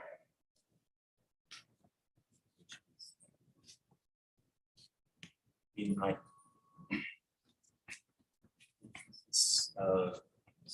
7 to 11 units per acre. Residential. Zoning to R4 MF is not considered consistent with the current land use plan's designation for medium high density residential. Proposed zoning being significantly greater in density, 18 units per acre, compared to the surrounding R3D 7 units per acre. Okay, so one time it's going 18 units when it's surrounded by 7 units. Did I understand you correctly? Yes. Discussed that there is some adjacent high density residential. There are some apartments nearby. So while it is higher than what is proposed, there is some adjacent high density nearby. So that is something to consider when you're Talking about watercolor? Talking about watercolor? Yes, and also to the southwest, kind of just south of Southwind Space 2 is also zoned R4 multifamily. There's nothing there currently, but it was rezoned relatively recently. I think it's surrounded different, right? I mean, that's what I was looking at. It is surrounded a little bit different than. It's got commercial too, and that was Yeah, there is commercial there also. There is a consideration. Similar to watercolor. just a second. I can Because it connects to commercial. share. Where's my interactive? I don't feel the watercolor is a good comparison since it's the long one up too. The more Variable one would be north and west, but it does abut commercial. Correct. I'm gonna zoom out. I just had. Back there's a better map that's zoomed out. Okay. Yeah, I'm working on getting my way there. I went too far. I'm losing my mind. Here we go. Yay. Okay, here's watercolors. Here is, and of course, all the commercial up there. This is R3D. This is also R3 duplex. This is all R2. Whoa. And then this is, like I said, it was just rezoned not too long ago for multifamily, and then highway commercial, and then neighborhood commercial. So it's kind of a mixed bag in this area. And there are some also, I mean, it's in Bentonville, I'm well aware of that, but there are some townhome type product housing here and some duplexes also. Just for an overall overview. you have anything else, Eric? Or were you finishing up? Yeah, just referring to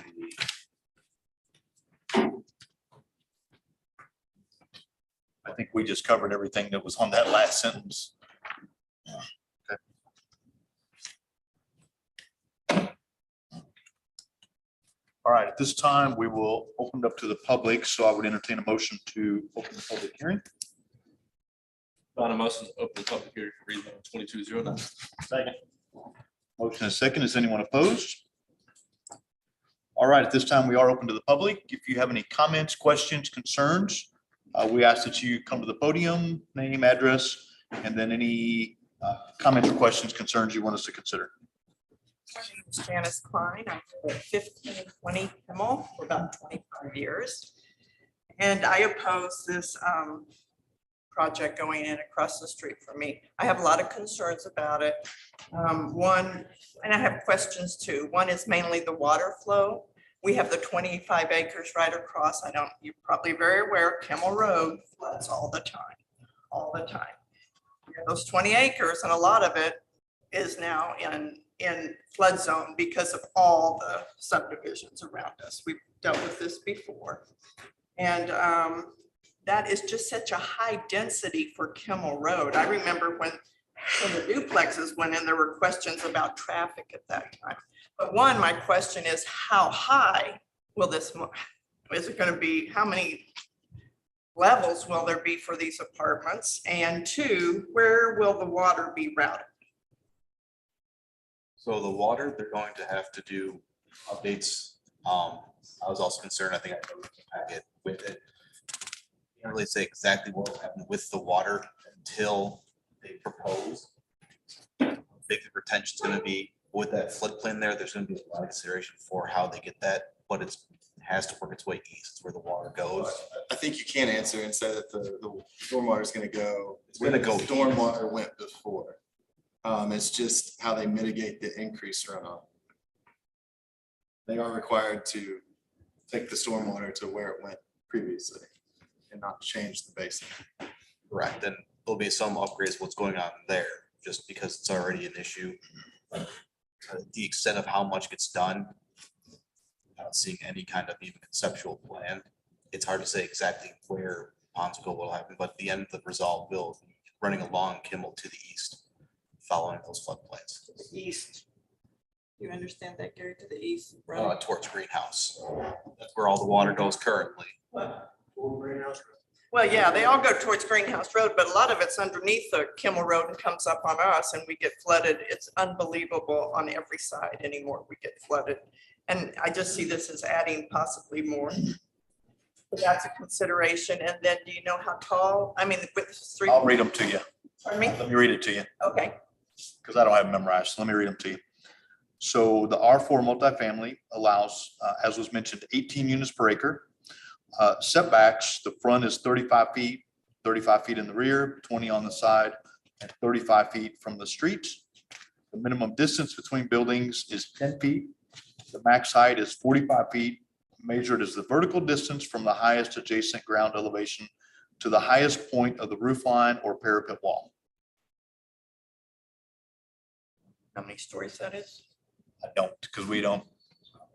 3.5 acres, that sounds like 3.8, sounds like a lot of concrete going to be there, and it seems out of character. They say commercial over there in the red. Well, that's on 102, like you say, with watercolors on 102. That's not anywhere by us. We are directly across from that. Well, there is commercial to the west of you. What is that, C2? On Buckhorn, yeah, there's C2 and C3. The pink and the I see red. that. I see that. Oh, I think I know what that is. Yeah, that's been there a long time. It's a little, yeah, okay. So those are my concerns and my questions. Very much missed it. For anyone else that wishes to speak or have any comments or questions in regards to the rezone 2209? And we'll do a third and final call. This is Joey. I'll make a motion to close the public hearing. Second.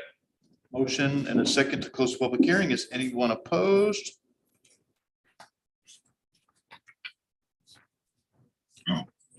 question, it's 45 feet, 43 stories.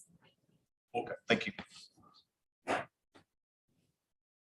Did you hear that okay? Just making sure. All right, there are 5 things that we need to consider. The first one is the rezoning consistent with the adopted comprehensive plan, including the adopted land use plan. If not, why? I do not feel, based on the 7 versus 18, that it's considered or is consistent with the adopted comprehensive plan, but certainly open to any comments or questions from any of the commissioners in regards to that. Agreed.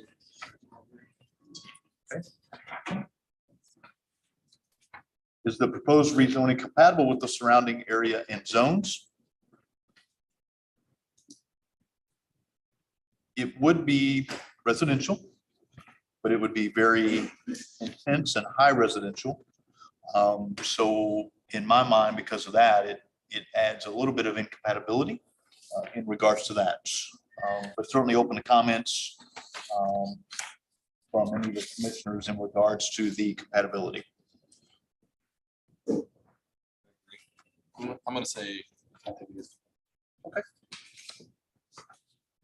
Any other thoughts? Okay. Would all the permitted uses in the new zone be compatible in this location and the surrounding areas? And again, I think with it being a lower density around, in the opportunity to go to 45 feet or 3 stories, it's less compatible, at least in my mind, but certainly open to any discussion or comments from any of the commissioners.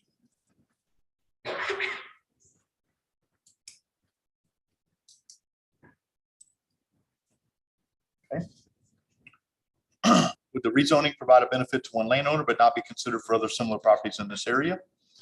And I don't think the rezoning provides a benefit to just this landowner. We would certainly consider it for any of the similar properties that are in the area. Does anybody disagree with that?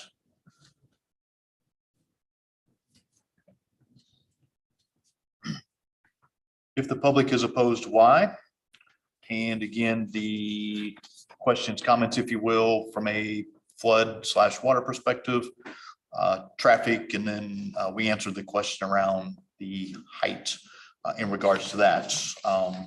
But the objection or the comments, are they factual information relating directly to this request? Are they opinion-based? We don't have any traffic studies. We don't have any information. We didn't see anything about flooding. I'm not saying that they're not real, but we didn't see any factual information for us to consider this evening in regards to the to this rezoning situation. Yeah, we've seen it a lot. Understand. Looking at just the use of the land, not large scale or anything like that. Are there any other comments or questions or concerns from any of the commissioners in regards to the rezone 2211? I'm sorry, rezone 2209, the Keelty property at 1710 Kimmel Road. Anything else from staff?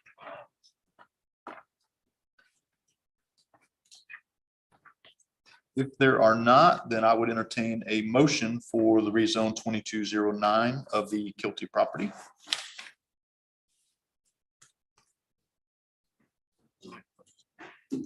Go for it. It's John, a motion to approve rezone 2209. Second. We have a motion and a second to approve. And Diane, if you would do a roll call for me, please. Julie Engel. No.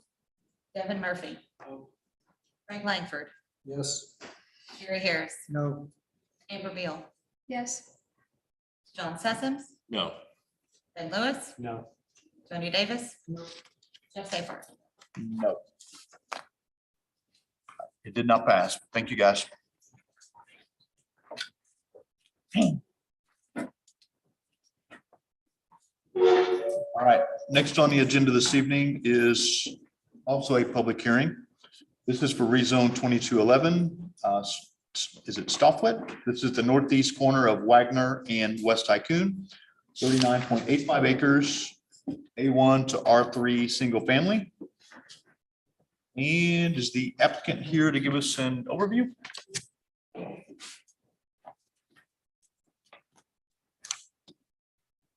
I'm Dan Ferguson with Sunrise Residential, and we're proposing at the corner of northeast corner of Wagner and West Tycoon to go from A1 to R3 SF. And I'd be happy to answer any questions you have. Thank you. Thank you. Donna, this is you. It is. So this is located at South Tycoon and West Tycoon. Bit of a fun one. It does have direct access to water along the property. There is sanitary sewer nearby. There is a proposed subdivision directly to the southeast. So there will likely be sewer directly adjacent to the property soon. As stated, the proposal is for medium high density, single family residential. Road improvements will be determined with subdivision plan. South Tycoon Road is a major arterial. West Tycoon Road is a major collector. There is no floodplain on or adjacent to the parcel, but there are a couple of riverines and some ponds, so we'll need a wetlands assessment if this gets approved. The surrounding zoning is largely agriculture in nature. Even in Bentonville, there are some Bentonville maps included in your packets. There is some R3 single family. We've been seeing a fair bit of this area nearby in recent times. A1 Bentonville is agriculture. That is one of those acronyms that does mean the same in Bentonville and us. As far as surrounding zoning, we are considering this compatible because of those existing R3 single family. But as you can see in this map to the side, it is directly in the flight path of the airport. So that is something to consider. On the adopted land use plan, this is part of the business park. So it is in that northern section directly above Tycoon. I'm sure you all remember we've had several discussions about this area in the past. The initial discussion was that everything west of Tycoon, the proposed expansion would stay more of that industrial business park, and we've gradually gone away from that. At least on the industrial side, we've not yet had a rezone until now that has gotten into this business park area. It is inconsistent with the land use plan, as the land use plan calls for business park, and this is residential. So if we rezone this residential, that is really starting to get into that core of that business park area. So we have a couple of comprehensive plan items that are highlighted in your packet that really focus in on wanting to do this business park. So that is something to keep in mind. There is also some sections in your packet about that concern with airport proximity. I'm not going to go over that again. You've all heard it before, so there for you to read.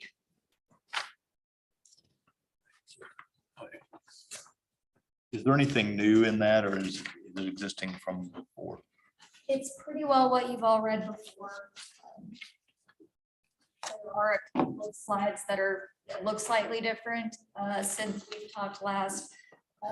Lorraine and I did attend a meeting with XNA with several of the local communities about development in this area that reinforced that residential is not compatible next to airports. So there are some slides that are included from there, but it's a lot of the same information that you've seen before.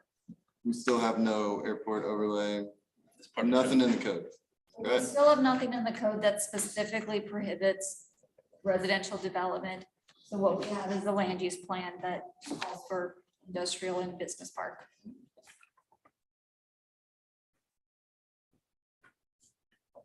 This will be surrounded by industrial business park. It would more business park than industrial, which I think there is a difference. Liver, yeah. There's a difference in regards to the two. It's split by road too. It's not. And business park is a less intensive use than industrial. It's more offices, lighter industrial uses like carpentry, clay work, that sort of thing. So it could be considered compatible next to some of the R3, next to residential, provided that there are buffers put in place, provided that things like arterial roads are pretty significant buffers, things like that. Okay.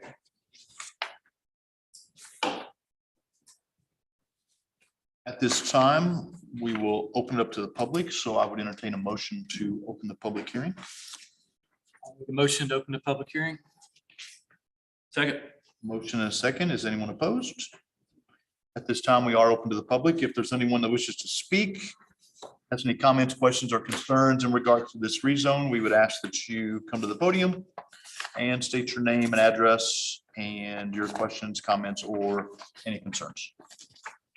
It's Kathy Bush, excuse me. I'm at 13511 West Tycoon Road. And I just had some questions about how many residential homes was being looked at to be put on that property. And what type of utilities, because I know right now there's not natural gas out there. So is it looking at having everybody have propane tanks? I know I'm on a septic, I have a propane tank, all of that stuff. So I wasn't for sure what was going to go on with that property as to how many homes would be at the end of basically where my road is. What kind of utilities that might come in that maybe even might benefit me on that piece. So I was just curious.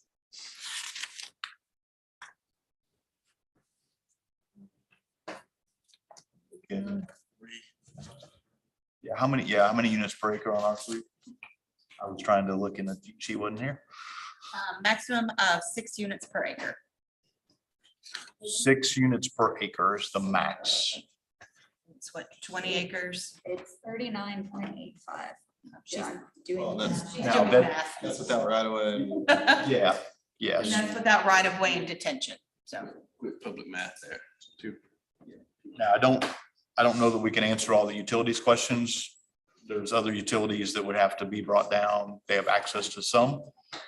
I don't want to say we don't want to consider it this evening, but really what we're looking at this evening is the intended use of the land. I think what we can say for sure is that with the lot size, it would have to be served by sewer. Because they're under an acre. So without accounting for roads, utilities, that sort of thing, with 6 units an acre, they could have about 230 homes.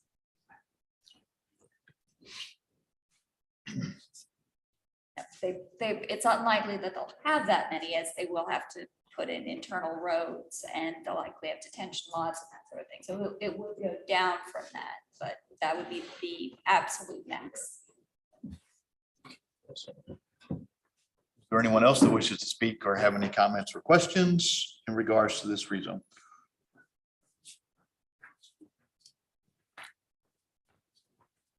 Alex English, and I represent the Northwest Arkansas National Airport. You guys have heard this before. We oppose this residential development because it is close to an active and busy commercial airport. It's a non-compatible use so close to a commercial service airport. It raises both safety and noise impact concerns. Once again, you've heard all of this. If you have any questions, if approved, we do recommend, the usual 3 navigation easement, plat notification, and sound attenuation efforts on the homes.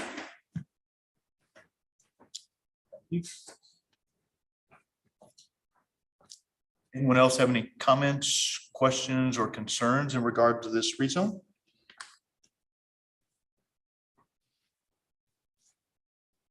I have one quick question. Donna, did you say that there's interest right now in the business park coming? Which lane? Not that I'm aware of, but we've had interest in other areas for things like a business park, nearby. So it's possible, but I have not in this specific area. Like the group that came, was it last meeting or the meeting before that talked about the various buildings and some others? Electrical storage would be a business park use. And that's near where they have property is near where the rezone that was tonight is located. So that sort of thing would be what a business park would be. That type of use would be what a business park. Any additional comments or questions from any of the audience that wishes to speak? If not, then I would entertain a motion to close the public hearing. Jerry, I make a motion to close public hearing. Second. Motion and a second. Is anyone opposed?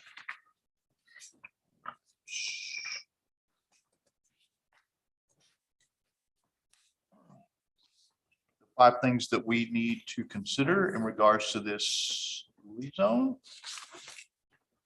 I didn't see them in the packet, so they may not be there.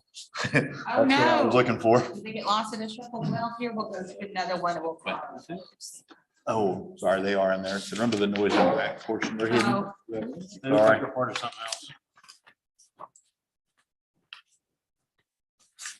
Can hijack another set because I'm already halfway to. Sorry about that. There we go. The first thing we need to consider is the rezoning consistent with the comprehensive plan, including the adopted land use plan, if not why. And it is not consistent with the adopted comprehensive plan being a business park versus residential request that we have before us. Does anybody disagree with that or have any comments? I don't disagree, but I think, I know Tony is probably gonna mention property rights. With something on the horizon, I understand why we have the business park, but in my mind, it's hard to fully deny this rezone based on that fact. Because there is no, we have no want in that area. We have a need for homes, a strong desire for that. I think denying it just based on that fact is holding the property owner hostage, essentially. Yeah, but I think the big thing here is we put that plan together for a reason to grow the overall parts of the city. And part of the reason we put industrial and business out there by the airport was for that growth, in regards to that and access to, an airport and some other things. So I agree with that, but looking at the map, do we need 300 acres out there? I don't know what. So if that's 40, 80, 160, do we need 160 acres of business park, if not more, out there? How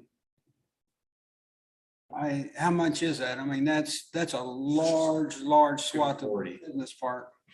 So you're talking about 240, that's a lot of land for a business park, and we're anticipating what Diane was saying is, maybe some offices and stuff like that. Do we need 300 acres set aside for that? If we can look, I mean, if we revise this that's what this is a plan. We can revise it, but I think development dictates where our land is. I mean, that's just my take on it. Then we need to decide, do we want a business park, which could be noisy? I mean, it could be an operation. Do you want residential butting right up against it? In this If you case, Look at the surrounding zones that are close by already in existence. I mean, that's the way it's growing out there is. Yeah, but to be fair on that, that was, Moving out there, so. that was a concession on our part. And it seems to be just growing, but that's the market. But you'd also have to look to the future for places for people to work also near where they live, so they're not I think, always having to drive to Bentonville or other areas for work if we I think basically chip away at it all and there's nowhere for any business or industry to locate. That's why we included, yes, some of it might be too big, but we're also looking a long way into the future. Yeah, but I can't see holding the individual properties rights for making money on their property when there's other opportunities for future markets to happen. That's just my If we take. take this section of business park out, are we eliminating the possibility for the other business park to go forward as we put in residential in the middle? I think that's a risk on their part with the land use plan clearly published out there, readily available. But you set a precedent. We've already set a precedent with the industrial and we've basically lost that. But it could be relocated. It's a plan, it's amendable. The worries with isolation, typically if you do industrial, louder and the more waste. So your concrete plants, is that the industrial, you want them as far away from residential as you can. With the R3SF so far in the industrial, you've pretty much lost 3 of those 4 legs where you couldn't put any in. The worry is the same with this one. With that one in the middle, is it gonna eliminate the business park opportunities of the other ones? I might be mistaken, but I don't think the utilities are out there yet to support an industrial park or a business park yet. And this is another way to actually help to get a section of that created by this development, bringing out utilities that way. And I think Frank made that perfectly clear during our, really after that was implemented, is that there's no infrastructure. So how do you get infrastructure if you don't develop? Right. So that's my. I think there's With the business park can also Infrastructure. come in and put in infrastructure. I mean, it's not just single family residential that puts it in. I mean, Right, but there's business- no future right now in the plans for any businesses come in. The city's not made a commitment to bring any utilities out there. So why would we deny a property owner because of the color of the map? Also, the other thing is Plan we put forward. Frank's, Money to invest in this plan. No, I'm not saying you can't have it around it. I'm not saying do away with it completely. I'm just saying allow this rezone for this particular. I mean, I'm just one person, but that's just my take on it. We're gonna get utilities. If we allow this rezone, we're gonna get utilities out there. We're gonna grow this area. If you don't, you won't. but I think the unique parcel here is it splits the business park with the road. I understand what you're saying. And another thing, if you allow that now, then. real legs already, business park, that 4th leg. And then those neighbors complain that it's in a business park. So I do know my one concern with splitting, like you're looking at, you look at what's south of West Tycoon. That's not one large parcel. Those are already segmented, so it'd be hard to bring that, at least those parcels in. Thing I know looking at it, but again, if you look at the zoning map to the left, it shows how many parcels are in that one area. So that would be a much more difficult one to rezone and put in. But at the same time. yeah, and honestly, even the one to the left of that. Both of them. That's what I'm saying, the entire, everything south of West Tycoon. The city spent lots of money developing that comprehensive plan. And then if we go tearing it up, you're gonna waste a lot of money.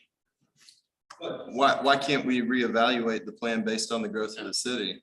I mean, We've been moved some parts, like, But if we want to do the overall plan, then it's much different than one meeting.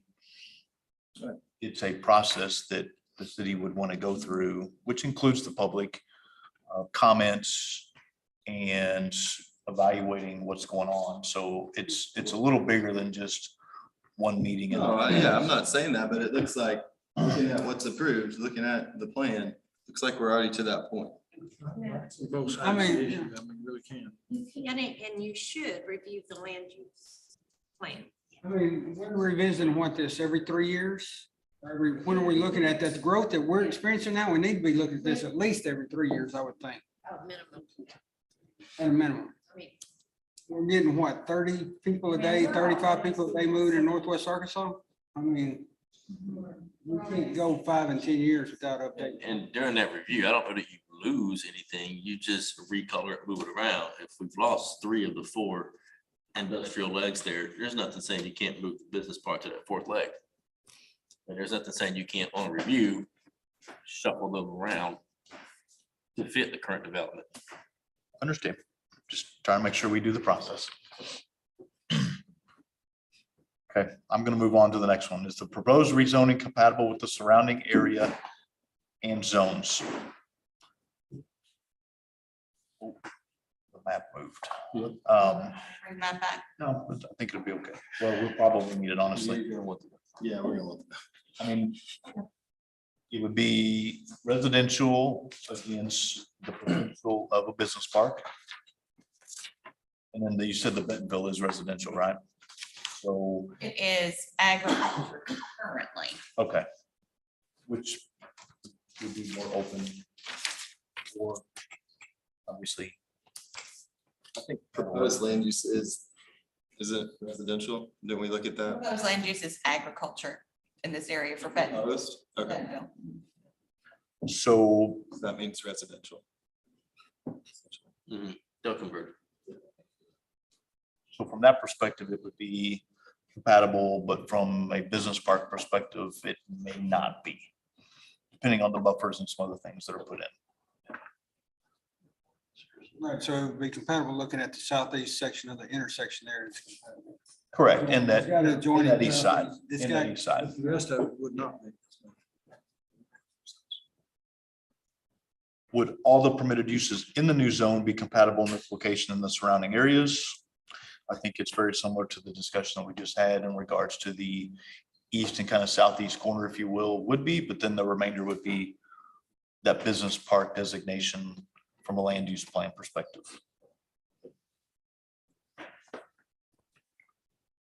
Would the rezoning provide a benefit to one landowner but not be considered for other similar properties in this area? I think this will also generate some discussion, being that it is designated on the land use plan as a business park. I almost consider the fact that this would provide a benefit to them. Not that we wouldn't have the discussion on the others, but because the others are still designated as business park, in my mind, this provides a benefit to this one landowner. But I know that it will spawn some discussion amongst the commissioners. I just, it's hard to justify that when the industrial has already been converted. Part of the industrial, which was also a compromise. No, I understand. And some other things before that. When did that RE go in? Didn't we do that one? This one, it was relatively recently, I want to say like in the last month or two.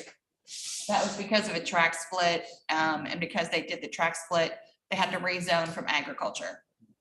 That one's also future business park area too, so. So we did do it for them. Correct. Okay. If the public is opposed, why? And again, I think it was more questions than it was objection in regards to in the fact asking about density, and of course, utilities and some other things. Alex Acosta, of course, brought up the non-compatible use in regards to the in regards to the flight plan, safety and noise, and then of course, the recommendation for the navigation easement was brought up by Alex from the airport. This does include some factual information that we've seen in regards to this discussion before.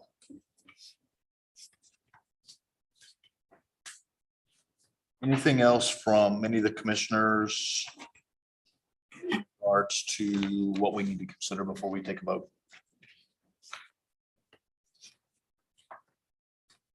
Anything else from staff?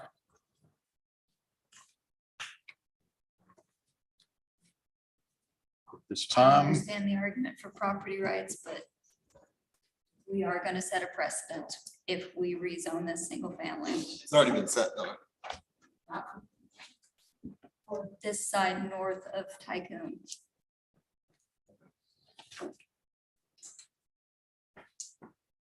at this time, I would entertain a motion for the rezone 2211, the Stofflet, northeast corner of Wagner and West Tycoon, 39.85 acres from A1 to R3. This time, make a motion that we approve rezone 22-11. Second. Motion and a second. Diana, if you'll do a roll call for me, please. Yes. Tony Davis, Yes. Ben Lewis, No. John Sessoms, Yes. Amber Beal, Yes. Larry Harris, No. Craig Langford, Yes. Devin Murphy, Yes. Joey Engel, Jeff Safeworth. No. Thank you, Dan. Good luck.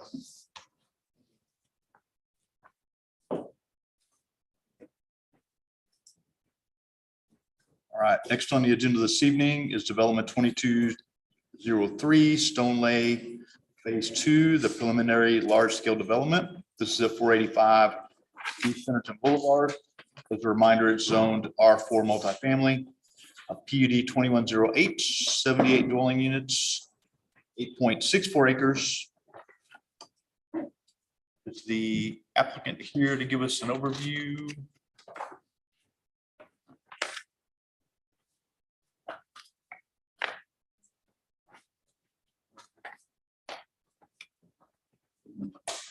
Eric Raleigh, Associates.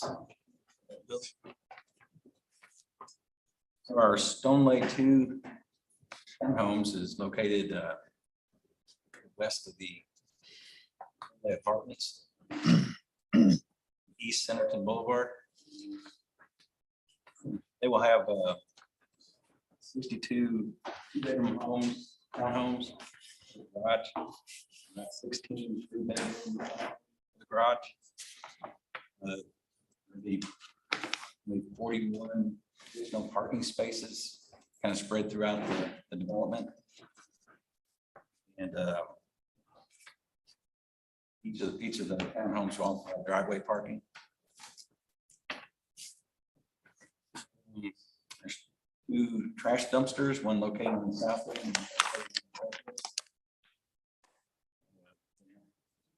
Open space through the bedroom walkways, and then we have a car park.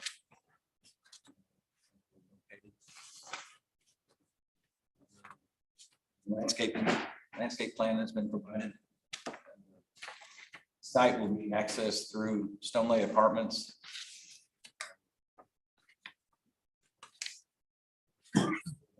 Onto Centerton. Water will tap into the existing private line that's runs parallel to the property line, as well as the sanitary sewer public property line.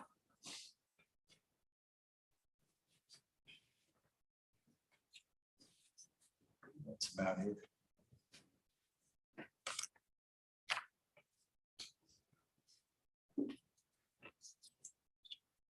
Staying out of the, there's floodway and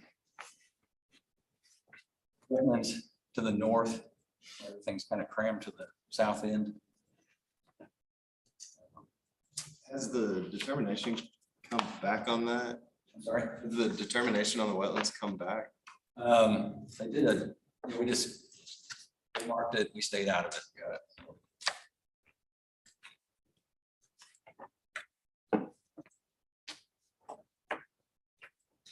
A question for you on the crosswalk, the proposed crosswalk location, mid-block crossings and not whole intersection. Well, the intersections, the driveways, the way they're configured, the way the intersection kind of, it wasn't conducive for a ramp or anything.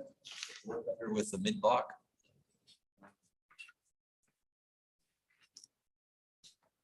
I'm concerned, mid-blocks are the least safe effective crossing for pedestrians. What's being proposed for a mid-block? Are you proposing any RFBs or signal? I mean, I don't see any marking. I'm not seeing any signage for the crosswalks. I think we were supposed to have some crosswalk signage on there. We can add that. It's on a corner. I mean, you're talking about the ones on the corner? Well, my main one I'm concerned about is the one on the very southeast part. It looks like you got 3 lots and then you got a crosswalk. So people could actually, I mean, and that's a pretty good run if somebody's going from west to east, or actually north. Look, I'm sorry, I didn't look at the north, going north. We're aware of those. We've had some near misses. We've had complaints about mid-block crossings. I just want to make sure if they are approved and installed, I mean, approved that they have the signage and whatever. Okay, we'll definitely get some signage on there. Okay. I'm gonna get some, I mean, they're needed, I mean, at certain points. I'd like to, okay, here's another suggestion. Is, I don't know if the terrain, but where you're pulling into the farthest north, I guess, you've got a crosswalk at an angle going around a curve. That's the one I was talking about. Yeah, that's the one I was looking at. As I look at this photo. Yeah, is there not a way you can actually connect those crosswalks instead of having that location at the curve? I would like you to look at reconsidering that one. The geometry might not be there to make it ADA accessible, but if you extend that sidewalk on around to the north, I think it might be a little bit better. And looking at it, that forces everybody south, if they're heading north, to use that crossing, I believe. So the majority of the site would have to use that crosswalk in the curve to get across to the west side of the road where the larger trail is. What if that sidewalk just got extended up? Which one? Sorry. It moved. Well, I didn't mean to. Stop clicking. Oh, I was trying to scroll up and it failed miserably. Oh. Okay, this makes no sense. We're almost there. Sorry, y'all. I asked about this. Pretty much anybody that's coming north passes this. Has to get across and use that. Get up and over to this larger trail section. I think the curve, I think the curve is gonna be a concern. I mean, that's not uncommon anymore, is put the crosswalk at the curve radius. I mean, but to Joey's point, it seems like that's not the most efficient pedestrian path that they're gonna take. I mean, they're not gonna go a whole lot over to the east to cross north. It looks like they'd be crossing north right there at that. where the sidewalk is. Just hang on across there, jump on. Yeah. Yeah, it looked like you kind of got a little maze type thing going here. Yeah. It's gonna go directly north, cut across there. They're not gonna. Well, I guess There it is, you're gonna discourage people from making that across too. Putting across due west and then north across, it's safer than doing that diagonal cross that would happen if you extend that sidewalk. Yeah, there would be an angle. You're You'd right. encourage that diagonal cross.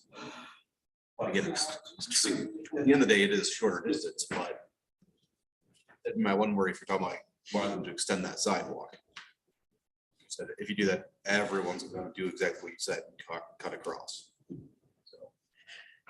Are there existing sidewalks in the existing stone line? There's not. There's sidewalks from the parking to the. Right, but- That's about it. Okay. Not a- Nothing on a property. I think that was added. The larger. Added for future connection to something happening. So, I guess it's just getting people off of that trail and into their, it's on the south side of the project. That's my concern. Especially with the fence, the dog park, is that a fence around the dog park? Yes. I could see some visibility signs if you're looking back east, trying to see if anybody's coming before you cross.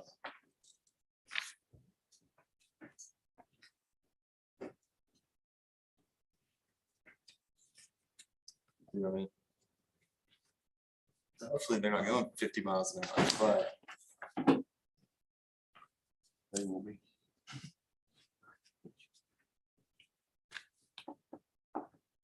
I mean, to be honest, though, I don't know how you fix it. We looked at a bunch of different ideas and it just. Yeah. Sort of. Can you keep scrolling down, please?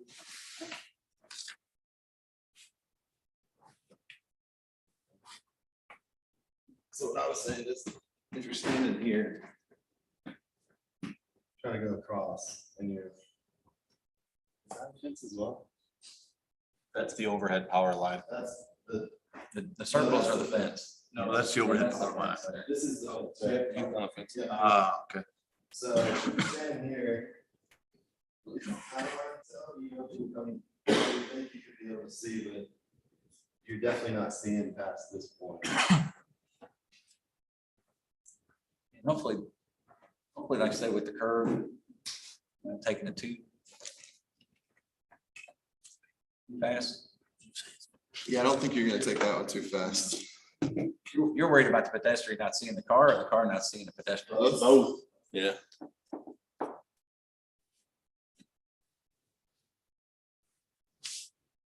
Maybe you could put some pavement more. I mean, there's ways you can make, I would like to see the crosswalk move further north, but I mean, I would like to see it made safer to Joey's point. I mean, you can put, pavement markers down, crosswalk ahead. I mean, like I said, I'm not seeing any signage plans. But there's definitely, I think, room for improvement on this plan for the crosswalks as far as getting them labeled.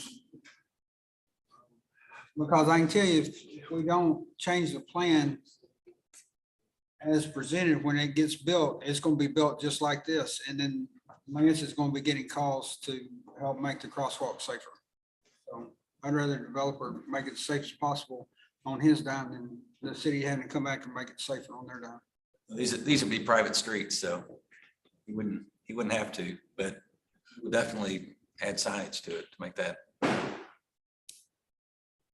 That's a fair point as well. What? So I think that's a fair point as well. But still, looking just overall safety. Yeah. Yeah, I thought we'd added signage. I missed that.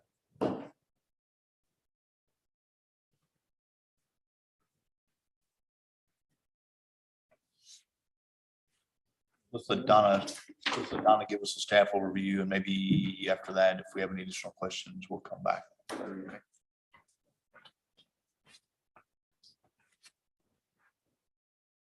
All right, so we had a PUD with this project.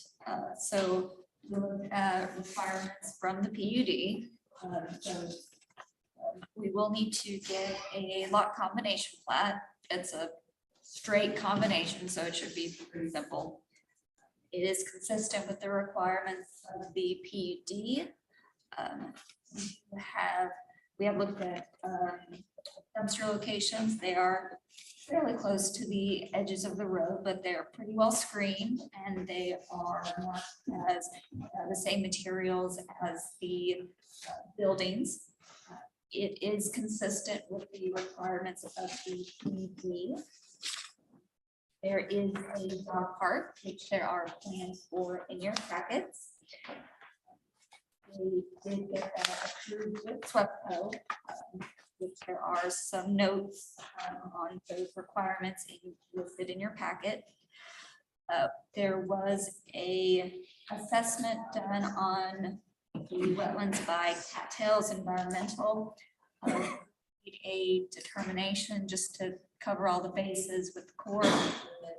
There's no additional requirements that are going to be needed. Same with the floodplain permit to make sure that nothing else needs to be done. Architecture and landscape are all consistent. There's a really nice landscape plan in there for you, Joey. Parking is consistent. They exceed what we need.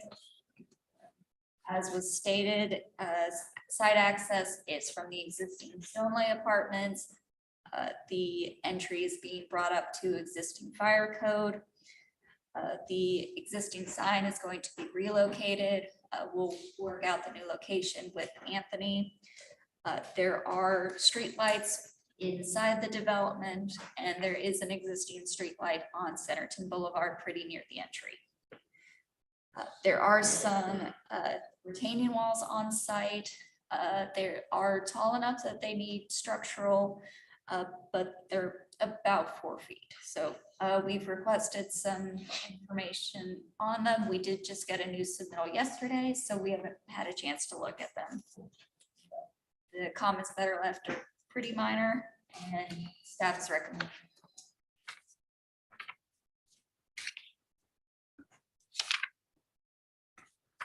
That's actually why I showed up right before the meeting. I just looked at it beforehand, all the grading, the retaining walls. They're all fine. It's just like I said, I'll need to see the structural stuff before.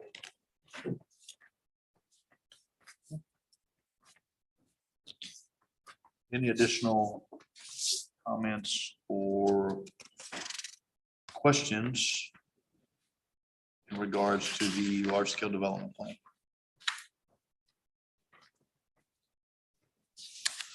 I think some additional, more detailed around the crosswalk would be important, especially for staff to understand. I don't know that we need to see it, but understand the concerns, you know, whether it's on that corner, if it's moved one way or the other, then of course, any details of the street signing, if there's markings, and then any kind of, call it a flasher or whatever we may end up putting in there, but whatever, you know, we would want to make sure that's the safest that could be.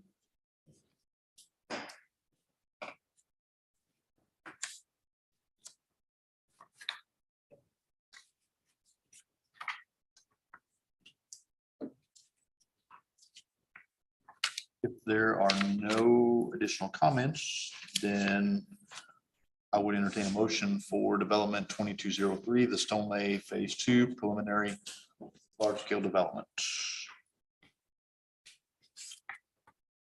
Gary, I make a motion to approve development 2203.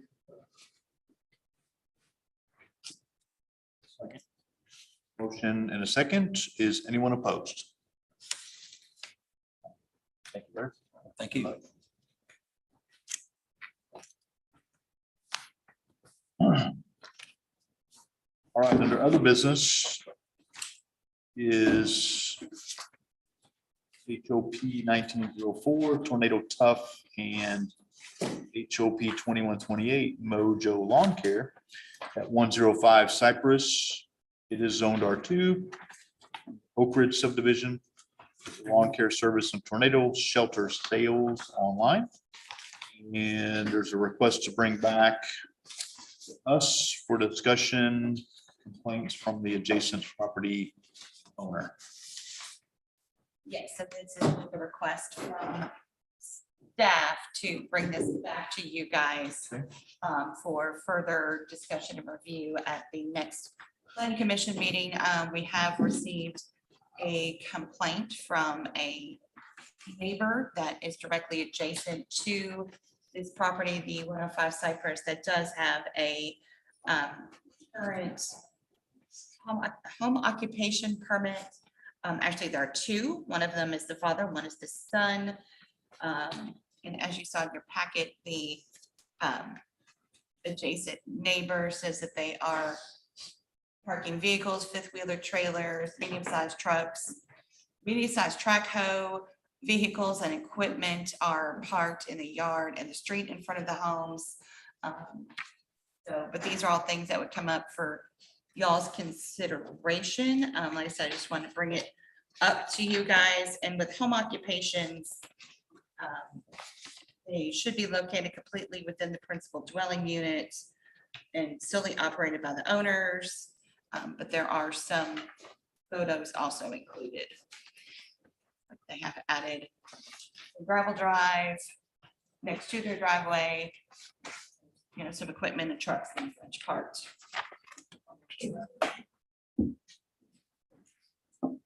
This way we can, once we know that you guys are okay with bringing it back to you guys, we can contact all the parties involved.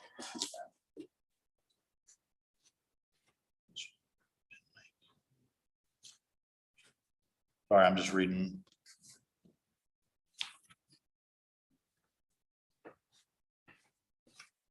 What, have we identified any violations of the? Let's see, the home occupation, of course, does not occupy more than 25% of the gross habitable ground floor area, which that they pretty much have. The home occupation does not alter the external appearance of the principal dwelling unit. They have added the drive for their equipment, and home occupation does not create noise, vibration, glare, fumes, electromagnetic interference, odors, air pollution outside the principal dwelling unit. The neighbor has complained that there are odors and chemicals and welding going on associated with the business. And the home occupation does not involve storage of any hazardous materials or other substances. And let's see. I have on. I'm just curious about the pictures taken. Are those, is it track hole, and are those pieces of equipment parked in there several times during a week? Was this just a one-time occurrence where he was No, I think offloading they're stuff? parked there not every single day, but yeah. Give me a second. I'll, Do we have a code that says you can't do that? I guess that's my question. Other than for a home occupation permit, it should be nothing stored outside of the home. Looks like they're storing equipment. Yeah, for sure. I'm just saying, if I had a track hoe and a home occupation permit, could I park it in my trailer in my driveway?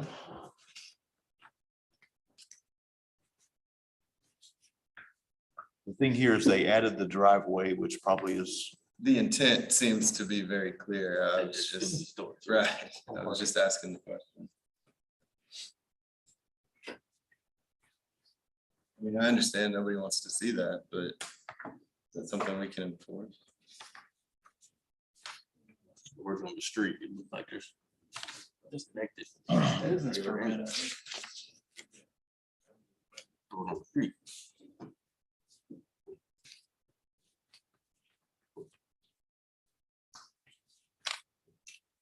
Are you the complainant? Okay.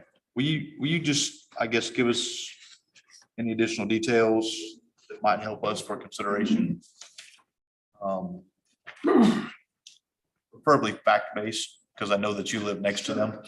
So any facts to clarify, do they park this there on a regular basis? Every Not night? as regular as much, because I think they're working out of town. And have been, actually, I have this was parked before I came here. Is that a trailer? A trailer and track hoe tracks. And then They put that driveway in after they got their home They occupation. actually put that in December after the compliance people came by with Centerton and they told them that they could do that. And just so you know, when the home occupation permit was submitted back in, let's see, 3/6/19. 2019, this was a drive and no driveway. It was all grass and then they just removed topsoil and hauled in the 2-inch base and said, screw you. City said we could do that.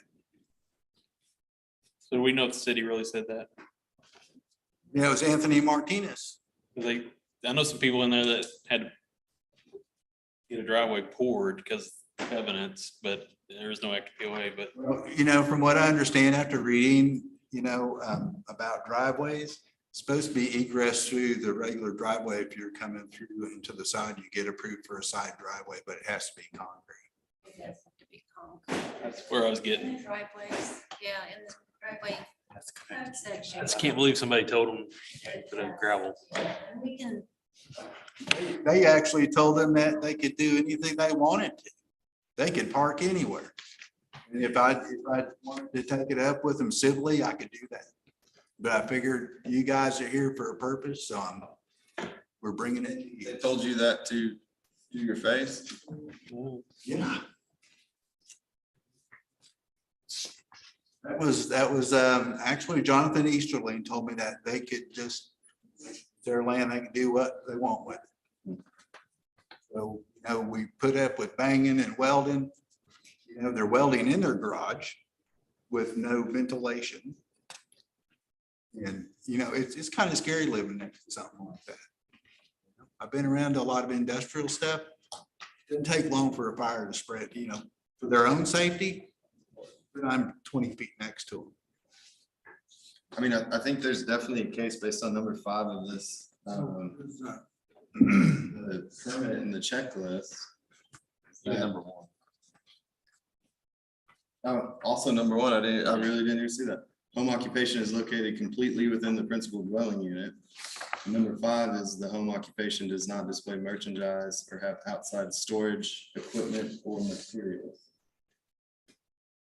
Then it says materials and equipment used to produce product for retail sales stored completely within the dwelling or accessory structure. So it specifically says outside storage of equipment.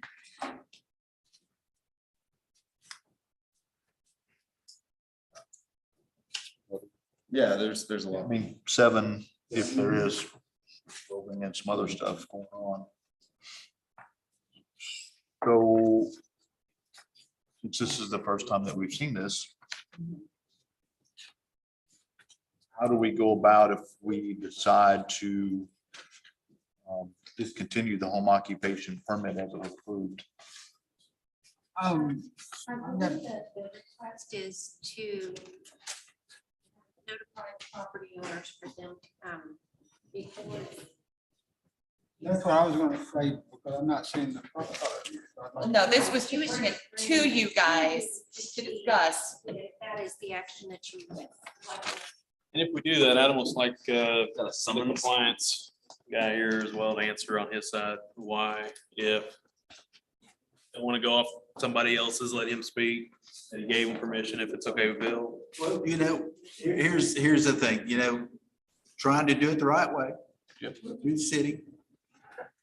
They told me, this was Anthony Martinez told me that their conditional use permit was going to expire last December 2020. I was fixing to bring that up because it's in there. Do we know? They don't have a conditional use. They just have 2 home occupation permits. There's no conditional use. Now, a lot of times people confuse their home occupation permit with their business license. So they may have been looking at it on the business license side as far as them saying it was going to expire. But the city shouldn't be getting that. No, not the city. I know. That's what the city told me. So. Was there business license that was expired also, was Yes, it was. Last I checked, when I heard, Yeah, yeah, I think you, yeah, I did check and it was expired. I don't know if they've come back in and I don't know. paid it. I don't know. I don't know. It's just, So if the question. neighborhood's really not conducive to that type of business. If they're in business, it's inside their home, they're an online business, I don't have any problem. But I don't like a junkyard next. So if the question is, should we see this at the next planning commission meeting with facts and information? I believe the answer is yes. We should see it as the home occupation permit.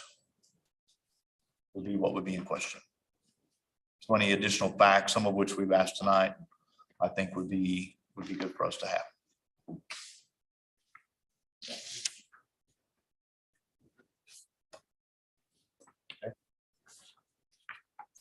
Thank you. It'll Appreciate your attention. I want to say it'll probably be on the next meeting, but We'll keep an eye I out. would confirm with staff that indeed does happen. Thank you for bringing it to us. Are there any differences between this and a conditional use? I mean, is that subject to the planning commission? So the conditional use allows us to put specific conditions if necessary in an area that it may not be compatible. So we would see it and then we would be able to put those specific conditions. Right, but they don't have a conditional use. They just have this. But the home occupancy permits are part of our administrative approvals today. Before, we would have seen them, right? Process before was for us to have seen these for approval, just in case something stuck out. I think the intent of the home occupation permit is a little different than the business that they are operating on. Oh, absolutely. Absolutely.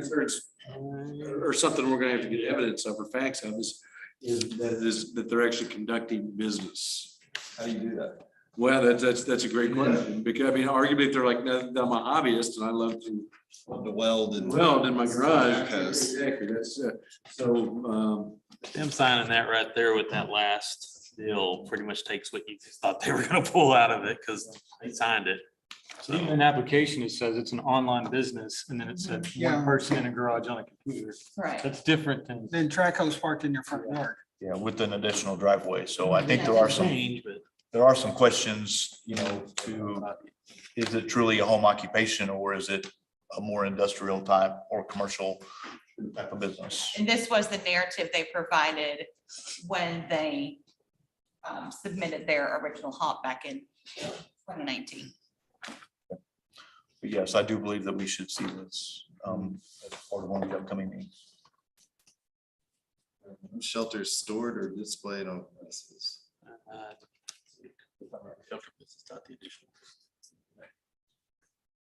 And we do have an industrial park out by Business park. There's a tech review meeting on 5/26. Our next planning commission meeting is actually 6/7. If you cannot be in attendance, please let us know. There is a council meeting.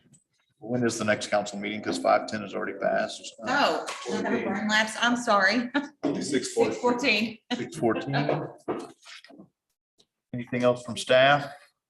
By the road's entrance, entrance to Lakeview. Torn up. Gone. Say bye-bye to the triangle. Aren't they trying to expand their entrance and their? They're gonna modify this. Nothing on the back, just the. Off of 102. Yeah, just 102 is all they asked to do, and plan on doing, as far as we know. Well, they better be doing it. If there's not anything else, we do have a commissioner that her term is expiring and she is not going to renew. And so the mayor has posted. Which one are Susan? She. The only she up there. Tony? I'm not talking to her. I'm not talking to her, so, but if you have any anybody that would be a good candidate for the planning commission, please have them apply. If they don't have the application, they can either get with staff or Mayor Bill. And he posted it as well. So we would welcome any applicants so that we can interview them. Is the process still the same? Process is still the same. Yep. If there's nothing else, then I would entertain a motion to adjourn. So move. Second. Anybody opposed? Thank you, guys. Oh, Tim got one job. He used to be the secretary.